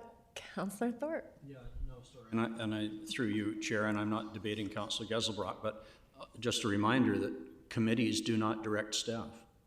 Committees make recommendations to council, and council directs staff. So I think I'm comfortable with staff listening and using their good judgment on what we're expecting of them, but I don't think it's the role of any committee, and please correct me if I'm mistaken, I don't think it's the role of any committee to direct staff to take actions. Thank you. Councillor Armstrong. I'm just looking for some clarification on something that Councillor Perino said. I know that our staff normally work Monday to Friday. Is that in the contract, or can it be like in some companies where if you give them 30 days notice, they can be like, say, a 12 to 8 o'clock shift without incurring overtime? Madam Chair, through you to Councillor Armstrong, the the collective agreement for union employees does not have that clause in it. Thank you. Okay, Councillor Brock took his name off the list. So what I'm hearing is affirmation of the GPC with some potential changes that will be brought forward by staff. We also need to affirm the Finance and Audit and the ACAIA committees. So if anyone can just signal me with their eyes or whatever, if they, Cheryl, or pardon me, Councillor Armstrong, go ahead. Yeah, I'm all for the Finance and Audit Committee. I think it's always served a good purpose. I think it's really good. But can I have one more question? Please. Ms. Gurry, I just would like to know what you feel are the number of committees that your staff can comfortably handle so that I can figure out which way I want to go. Thank you, Madam Chair, through you to Councillor Armstrong. We could handle more than we have now, and like 1 to whatever, aside from the way the Environment Committee was working was every couple of months. Should that be reaffirmed? I could see that continuing the same way. The Advisory Committee on Accessibility and Inclusiveness was every couple of months. So we could definitely take on more, as well as the Design Advisory Panel. Board of Variants are done by Mr. Lindsay's group. One of the recommendations that came out of that same report was that committees be centralized through legislative services, and that is a great thing. Because of the legislation, I do have to look after the your minutes and committee minutes as well as council minutes, so that makes sense that it be centralized. However, there is always a possibility of other staff being able to support committees in the recording secretary role, taking minutes, etc., should that be necessary, with training from my staff as well. The other consideration is not just my staff's time, but the actual staff liaisons, the ones that would be writing the reports and working with the committees. That time is something else to keep in mind. So again, I would just ask that you consider they have a clear purpose and a clear mandate, with that clear focus, so that staff aren't just doing make-work projects. Thank you. Okay. So GPC, we've had Councillor Armstrong speak in favor of the Finance and Audit. I'm not sensing any great desire to pull ACAIA. Mayor Krogh, you wanted to speak, I'm sorry. Thank you. I was just going to say that one's statutorily required and has been, I would arguably say, no great deference to other committees, arguably the most successful citizen participation committee we have, who have made very good recommendations and been very helpful. And on the other one, obviously, I mean, I think it's the appropriate way to deal with money matters. I've found it extremely useful. So I think we're all settled on that one. On to the rest of the agenda. Please. Well, it's all one agenda. So we were going to contemplate the Environment Committee. Public Safety has come up, establishing the Table of Champions. Does anyone have, Sheila, maybe you want to weigh in here in terms of the best process? Yeah, thank you, Chair. I'm wondering if, based on the GPC recommendations, and as the Mayor said, the Advisory Committee on Accessibility and Inclusiveness has to come forward with some slight modifications, that staff at the next available GPC meeting, because as Mr. Rudolph noted, we're going to be going through the city plan, and strategic plan is coming. So around that same time, coming back to you with a simple report with some recommendations that you recommend to council, that you keep the GPC with some adjustments, that you keep the Finance and Audit, you keep the Advisory Committee on Accessibility and Inclusiveness with some adjustments to the terms of reference. And then, yeah, now we're just kind of looking for, do you want us to provide you some options on environment in that same committee rather than have that discussion today? And or is there any other committees or task forces you'd like for us to add to that report back with options? And that's kind of where I think you should go now. Maybe leave Environment Committee to us to include some options in the report for you to consider at that next meeting, or discuss it today should you choose, and anything else you would like us to consider. Thank you, Ms. Gurry. You inspired. Councillor Armstrong. Okay, I'm going to go over a couple that, like Public Safety Committee, obviously I'm very much in favor of that. I think it's needed. I think I would like to see what terms of references. I've been pushing for this since, well, ever since I've been elected. I've always been a fan of it. Transportation Committee, I really don't see a need for that, for the simple fact that we're all at the RDN, And kudos to Ms. Eastmer because she comes to all the meetings even though she can't. Really appreciate that. So she's up to speed on everything as well. So, and the RDN does have its own transportation committee too, which many city staff or city councilors sit on or directors. So that I think I agree with what Ms. Gurry says. They know what the Environment Committee did the past 4 years, so they're probably in the best position to bring forward some recommendation. Those that sat on it, I'm sure, would be consulted. I would like to look at a Parks, Recreation, and Culture, but I don't know if that's, I was going through my list, because we used to have a Public Works Committee, which I don't think we really necessarily need, because I think Mr. Sims' staff keeps us up to speed on that at the GPC. Arts, Culture, and Parks and Rec, I think, is important. Grants, we've looked after. Youth Advisory, I'm on the fence on that. I want to hear from other people, just because I do think there's ways to accommodate that. So, and I'm just looking at, those are the ones that I had that I recall that we used to have. So those are my thoughts. Thank you. Thank you, Councillor Armstrong. Councillor Gesselbrock. Thank you. Yeah, just on a couple items. For the Environment Committee, there's discussion on, how that committee would be best served.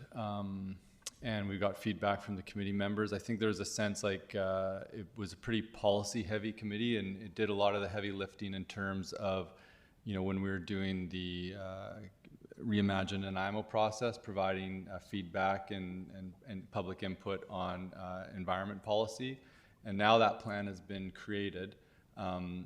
And I think that for some committee members, it was a little bit too technical, and we found sometimes that the input wasn't as productive as it could have been. There was some discussion that committee members could be well utilized in terms of engaging other community groups, like liaison with the school or other groups. How I feel like, there's a lot of talk about coherence and having sort of our city plan guiding what our goals and like setting out clear metrics, measuring what success looks like and what we're trying to achieve. And we built a framework around that. There's the things in the environmental limits that we're trying to achieve, and then there's also the social foundations that are, the 4 different quadrants of what we're providing. And I think when I look at really effective committees sort of in the regional district, they work by, there's like, say for example, solid waste, there's a plan that's created by the community, and there's like a solid waste advisory plan development committee.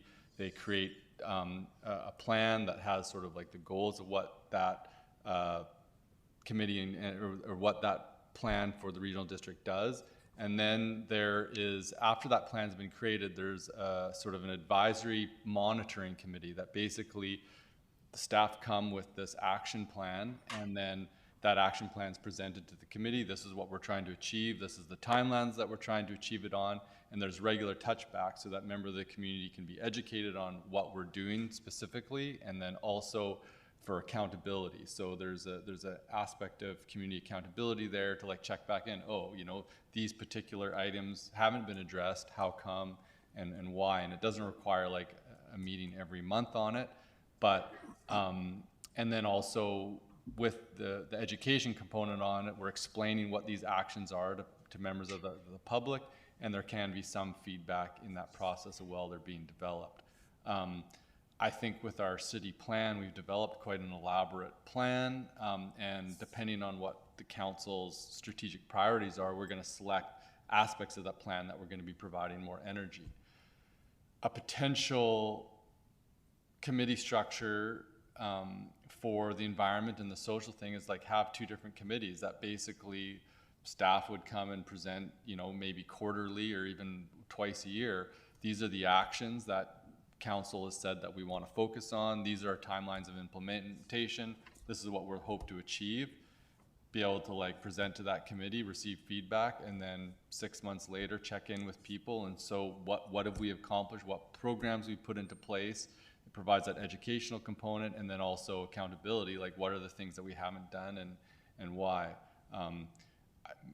The frequency of those 2 committees would be like, once every 6 months wouldn't maybe be a big burden, and it's an opportunity for education and then also that accountability component. I think continuing with the Environment Committee on how it was set up, I don't think it would be at its most effective. But I do have concerns. I think there's a strong public desire to have this committee, and I think that people would be upset that we're not addressing this in a committee somehow, but I think we can educate if we do shift gears and maybe look at these sort of monitoring committees as a way to deal with it. So I'd be curious, as a way to link in our official community plan and some form of public engagement, that looking at that type of format, that maybe what the city or the regional district does with solid waste, for example, with a monitoring committee where the action plans are presented and then people are touch base to just let know where progress is. Yeah, thank you. Thank you, Councillor Gasselbrock. I'm noting the time and recognizing we have one councillor who needs to leave at 4, but Ms. Gurry, you had something you wanted to say?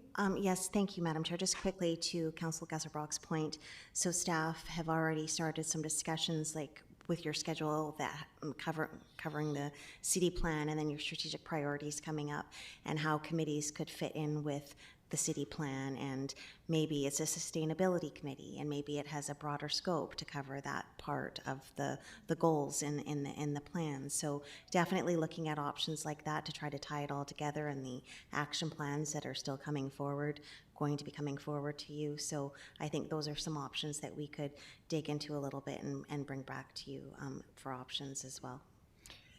Thank you, Ms. Gurry. Mayor Krogh. Thank you very much, Chair. With respect to the Environment Committee, my sense was, and no disrespect, that we started off with a resume-heavy, interesting group of people, and it tended to dwindle down to more of what I will call a political committee that provided input. Yes, I appreciate that, but I suspect the public's view of it was that they were looking for something brighter and broader and more inclusive.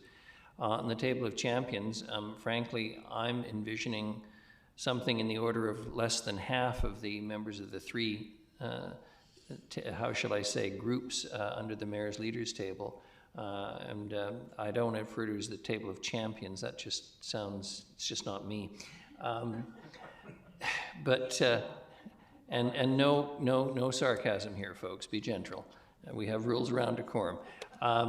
But, and people who would actually participate, the constant buzzword of the modern world is we have to have diversity in every group represented. And of course, as if somehow somebody, because they come from a particular sector of the community, is going to be a good spokesperson for that. I'm a little more interested in the mayor's leaders table of being able to compose it of people who are willing to do the work. And that may sound a bit harsh and not terribly modern, but I'm interested in it providing some leadership for the community from the broader perspective and involving, as I say, a smallish group that would actually meet and do the work. With respect to new committees, I've already expressed my views around public safety. We have to, I think, figure out what is the point of the committee and the purpose. Is it to provide a place to let off steam? Is it a place to ensure that we get recommendations around public safety? Is it to guide public policy? Is it to bring together the whole of the public safety community, whether it's, frankly, the RCMP and our community safety officers and bylaws and fire and everybody else, or let's figure out what it exactly is. With respect to Councillor Armstrong's remark around the Transportation Committee, I don't see it as a committee that can be handled, so to speak, or through the RDN. When I think of a Transportation Committee, I'm thinking of a committee for the city that yes, it will obviously, transit's an important part of it, there's no question, but around pedestrians, around cyclists, around walkability, around trail systems, around a whole series of things that involve transportation. Whether we're in transportation in and out of the community, whether it's the Helijet, whether it's the new fast ferry that's coming, in other words, a broader look at what transportation within the boundaries of the city of Nanaimo and in and out of the city of Nanaimo is. So I'm with Mr. Rudolph on this one. I think it's a committee that has some real merit potentially. In terms of others, there's lots of things we could do, but I think we have to be realistic about staff. Councillor Perino's pointed this out because I don't take it as a shot, but I do want to make it clear that when I talk about not delving into areas that we have no control over, I'm not for a moment suggesting we don't be advocates, because we certainly have been advocates, I would say, with great respect as a council. And just on the issue around public safety, for instance, the BC Urban Mayors Caucus, the announcements made by the Premier recently, I think indicate that we have been fairly successful advocates. But having said that, I'm not anxious to see us have a list of 9 or 10 committees unless they're doing something. Again, Councillor Perino's pointed out, if they're going to be effective, minutes made, recommendations, somebody's got to do the work. It involves staff. And better to do a few things well than a dozen things poorly. It would be my general response to this. So I think we need to focus on it. But I think in fairness that staff certainly have heard us today. It's a fairly broad range, but I think it provides the necessary information to staff that will allow them to come back with a number of recommendations, and then we'll have to make some choices. And they will be hard choices, just as the budget is hard choices. You cannot do everything. And if you do, you know, the expense will be horrendous. I mean, I'll say it again, and I'm willing to take the flak for it. I'm a huge believer in public services, and I am prepared to pay for them, and I can say that from the comfortable position of being a senior with a couple of shekels in the bank. I get that, and it may come across as arrogance. But having said that, we all want a healthy community that our children and our grandchildren and maybe our great-grandchildren eventually can grow up in, and that kind of community is expensive. And no matter how you cut it, we have to be respectful of the people who pay the taxes, but we have to be respectful of the fact that we're not going to attract the kind of investment to this community unless we create a community that is welcoming. And I'll use one that'll be a favorite of Councillor Perino's. Doctors are not going to come to a community where they firstly don't feel safe, where their kids can't have recreational opportunities, where they don't see interesting restaurants and recreational activities, and that's what we have responsibility for. So I'll leave it at that. And thanks for indulging me once again, Chair. Ms. Gurry, did I skip right over you? Did you want to? Okay.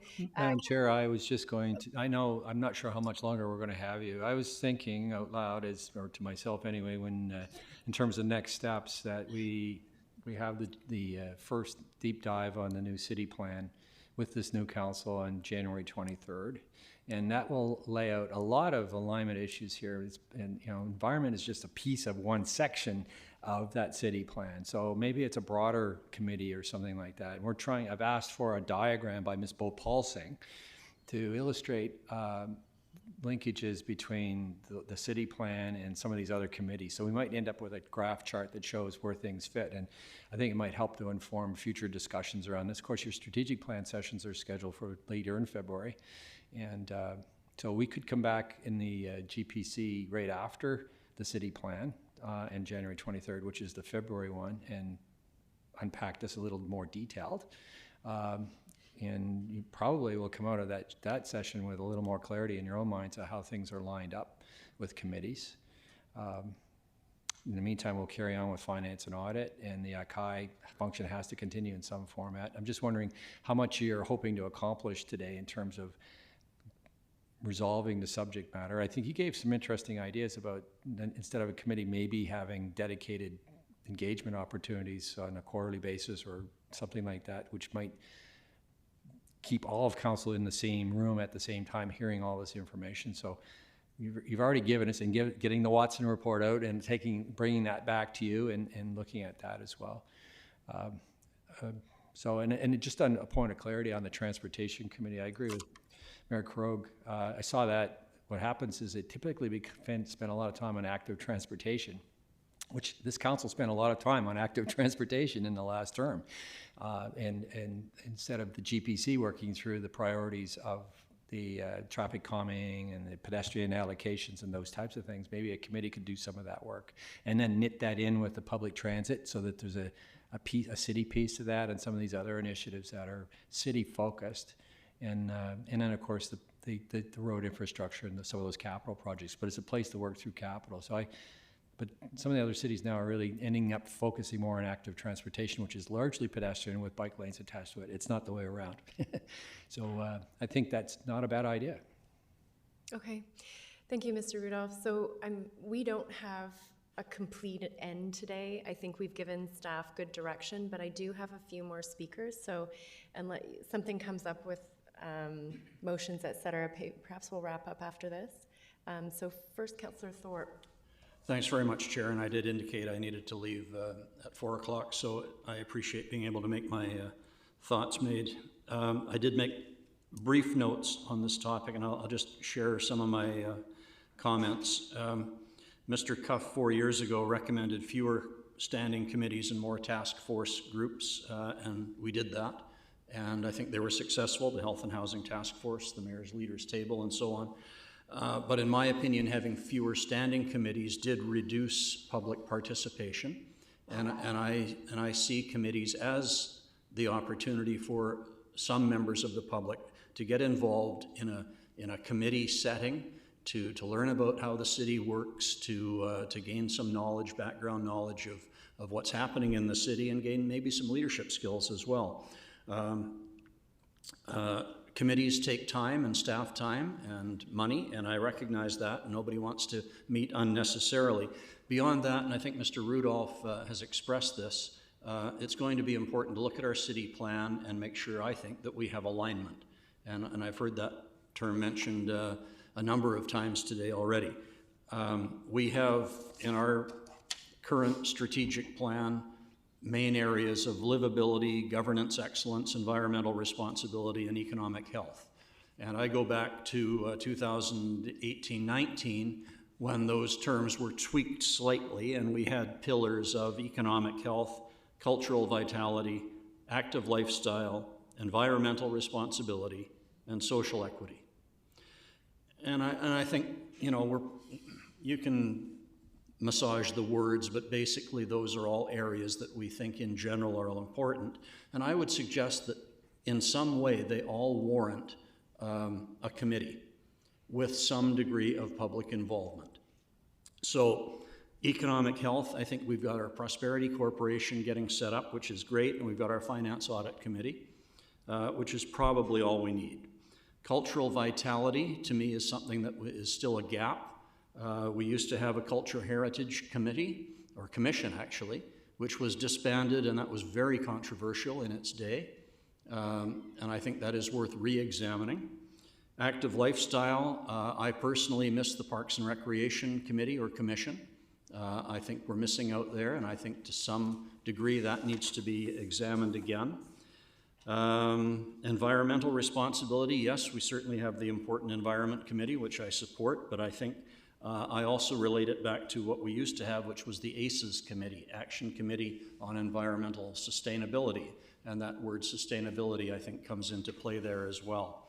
Social equity, we've got our Accessibility Committee, but perhaps that could expand to include safety and accessibility issues. So I think we don't want a lot of committees, but I think we can maybe adjust the terms of reference so that they deal with more than one specific topic. And I look back at other previous committees that we have, or had, sorry, Planning and Transportation Advisory Committee. At first I didn't think that was necessary. Now I'm starting to think it might be very worthwhile. Design Advisory Committee we've got. At some point, though, I would like to discuss the process for how that committee operates. Grants Advisory Committee, that job has been taken over by staff, which I believe is effective. We had the South Downtown Waterfront Committee. I'm not sure if we need that now or where we're at with that. Youth Advisory, I made note of, maybe to be included in social equity. I need to give that one more thought. We had a Water Supply Advisory Committee. Don't know if that's necessary. Governance Steering Committee, I think our GPC covers that. We had a Community Planning and Development Committee. Not sure if we need that, but it might be worth talking about. Social Planning Advisory Committee, that certainly goes to social equity. We did, as somebody noted, used to have a Public Works and Engineering Committee. Is it necessary? Again, it's a chance for public engagement and education about all aspects of our Public Works Department. And at one point we had a Safer Nanaimo Committee prior to the downtown, or the Safety Committee. Is that, again, part of safety and accessibility? I don't know. So I think those are all discussions or points that we could consider moving forward, and those are just some thoughts that I had. Thanks, Chair. Thank you, Councillor Thorpe. Councillor Perino. Thank you, Madam Chair. I think actually Councillor Thorpe's comments are excellent and agree with everything. I just hope we don't get rid of the mayor's leadership, and I agree with you, the champions thing. You're our champion, but you know, I'm with you. I'm with you on that one. Yeah, exactly. So I hope we don't ever get rid of that. I think that's an excellent move for the future. And as far as the youth, I'm with Councillor Armstrong on that. It's a difficult one, but maybe we can find ways. So I like the idea of leaving this with staff, and you know, if you can cure all this, you can cure world peace. Go for it. Thank you so much. Thank you. Tall task. Councillor Manley. Thank you, Madam Chair. It's an interesting conversation, and I would agree with the mayor about the transportation issue. I think it goes far beyond just public transportation. There's a lot of different pieces of the puzzle that we need to be looking at putting together. We have a real lack of social infrastructure. Our social infrastructure in this community has been neglected, and that's in part due to the lack of funding by senior levels of government. And I think that it needs to be a real focus in terms of how we take care of people in the community, affordable housing, homelessness, making sure that people can afford food and that we have access to food and food sovereignty. You know, the cost of living is really hurting a lot of people right now, and so we need to really wrap our heads around that. And the Housing and Health Task Force, I think, is something that we should be carrying on with. I heard a lot in the election about arts and culture, and I think that we're seeing some issues like around the OV Theatre, where we should be bringing community leaders together to discuss what the plan is for that. We've seen other ideas come to council in the past that need to be discussed, and I think looking at overall plans around arts and culture and how it fits with tourism and sports tourism, which we've been hearing about from in the presentation by the tourism board. There's a lot of puzzle pieces that we can be working on putting together, and I agree. Like, we want to attract doctors and professionals to this community. We have to deal with making it an attractive community, and so public safety is a key thing that we need to be addressing as well. And I hear different ideas from people, like, just for example, somebody mentioned that we allow panhandling. We have panhandling on the Highway 19 going right through the community, and somebody on that intersection in the median slipped off and right into the road, and that's a safety issue. And why is that being allowed? I don't know if we have a bylaw on panhandling in this community, or whether, you know, we should be having signs up there and enforcing that. We shouldn't have people in the middle of the highway, you know, asking for money.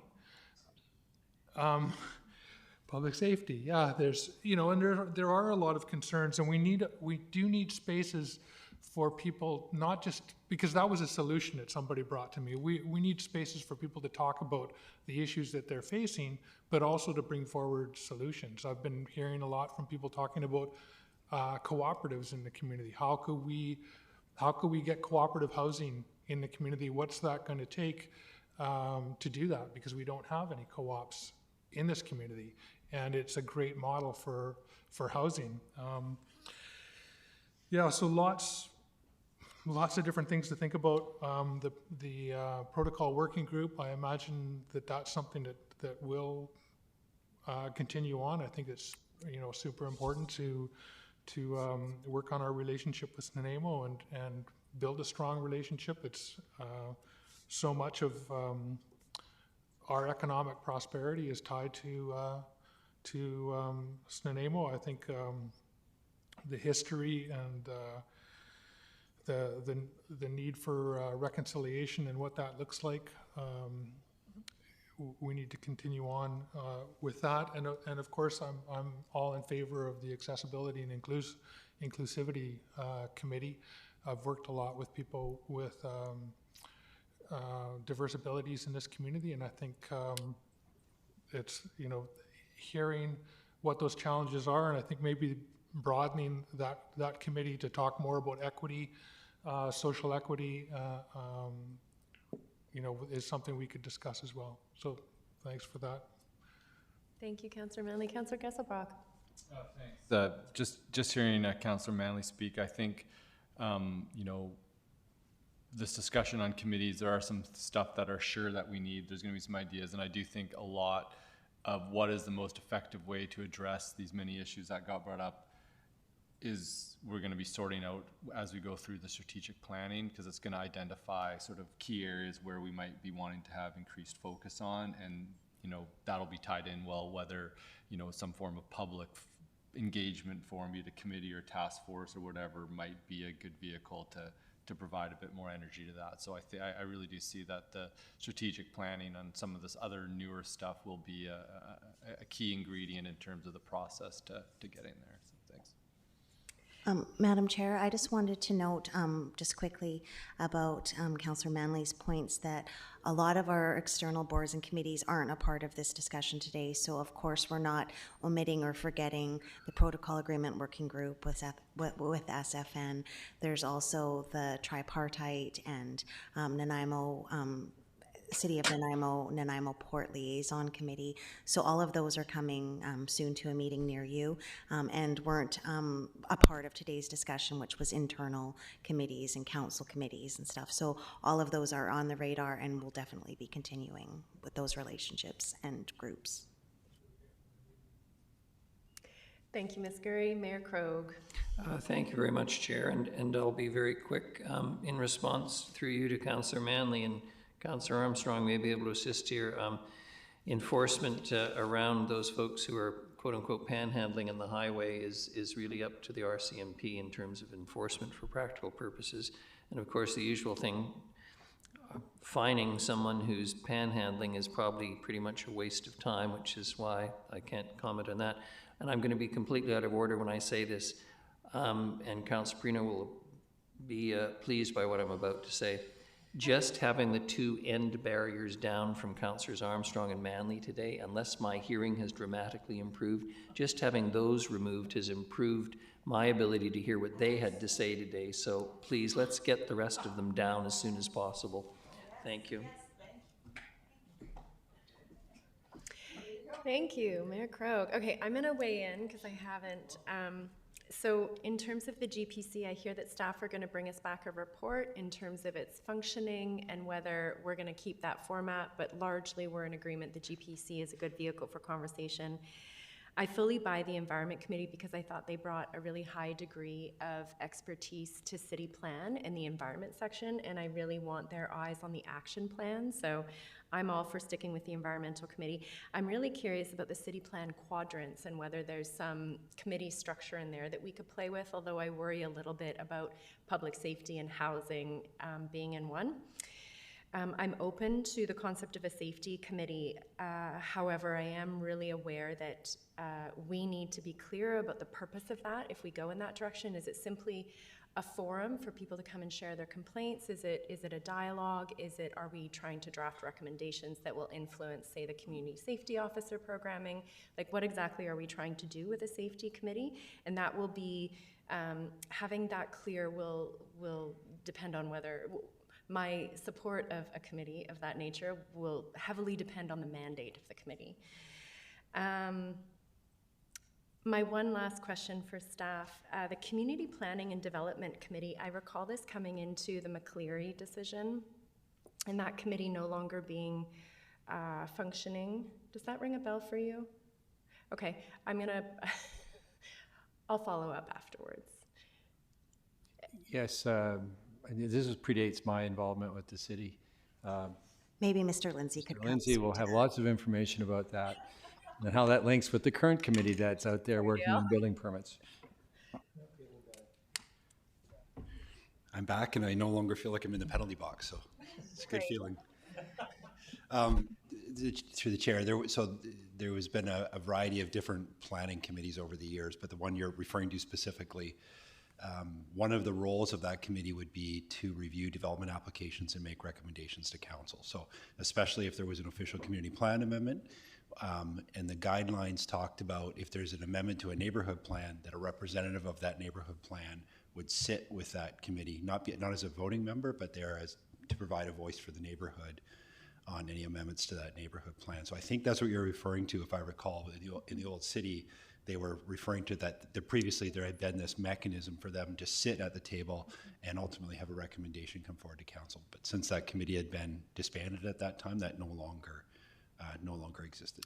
Okay. And Madam Chair, we save about a month or two on our process time. That's a win. Okay. I'm not seeing anyone else on my speakers list. Councillor Gesselbrock, want to move for adjournment? Or pardon me, we have question period. I do have. Okay, please, go ahead. With the sound barriers, I didn't notice that, and I thought just because I cleaned my ears this morning, but it is clear for sure. On that, Madam Chair, one of our councillors clearly indicated his preference to keep them up at the last time we did a check-in with you, or else he... Tyler, yeah. So I just wonder if we should engage him on that as well, because he wasn't able to make it today. Are you asking then or directing? No. That we take them down for the council meeting next week, or do we wait till after Christmas, or how do you want to handle that? I'm gonna jump in and say that if not everyone's comfortable, we need to have a conversation before they come down. So, Councillor Perino, jump in. Thank you, Madam Chair. We go to the RDN, there are no barriers. We go back there are no barriers. We go visit with people, there are no barriers. It's time to let them go. If people want to wear a mask, I completely endorse that, and people should wear a mask if they've got a cold or they are concerned about getting a cold or any airborne type diseases. But we sit at the RDN, there's 3 times as many people. We don't have any of these. We sit back there together, we don't have any of these. There's no need for this, absolutely no. And the difference in the sound, Mayor Krogh said it, to be able to hear you as clearly for the first time, oh gosh, what a treasure. But we have, you're worth listening to. But to hear the people on both sides, can't hear them clearly and miss a lot of what is being said. So I think we should take them down. I think it's the time. I'll go with a hands up for a quick vote for whoever wants to do it. But we don't see them anywhere. You don't see them in Vancouver. They're all gone. All these are gone. It's for perception alone. That's it. That's all it is perception. That's it. Spicy words. Councillor Gesselbrock, you wanted to... I did have a committee-specific question. I was just trying to bring some levity, but I would suggest Councillor Perino to give Councillor Brown a call first. But I know there was a strong opinion there. But no, just in terms of the Public Safety Committee, I do think, like with the City Donut and the social foundations is all about, meeting community needs. And when we're falling short, that is a time for more energy put in. And I do think that just given the sentiment out there, there is an increased sense of less safety. Some group population, it's been there for a long time, but some additional attention I think is warranted there. And I would be open to a committee. I think hearing from staff just on what that setup would look like and its utility, and also being open to the different forums like what Councillor or Mayor Krogh spoke about, presenting that to us. But I do think there is merit to that, so I'd be in support of exploring that further. Thank you, Councillor Gesselbrock. We do have a question. If there's no more comments, I'm not seeing anyone on my list. Mr. McGrath.